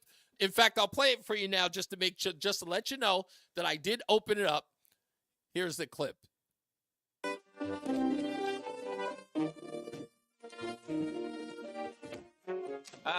Homer, about those things you borrowed from me over the years, you know, the TV trays, the power sander, the downstairs bathtub. You gonna be needing those things in Cypress Creek? Yes. Oh. Oakley dokley. Oakley dokley. That's actually pretty good. Thank you for that. The show's still pretty good. Yeah, I'm sure there'll be an announcement. Zappa Creek. I don't know when it's going to be or if it's going to be. I'm hope so. Yeah, that's Ned Lamont indeed. He always sounds like he's got a. Ned talks when he speaks. Ned Lamont, when he talks, he sounds like he's got some sort of like what's that thing called? Deviated septum. That's what he sounds like when he talks. All right, I got to get out of here. I will see you guys tomorrow. Thank you guys as always. See y'all later.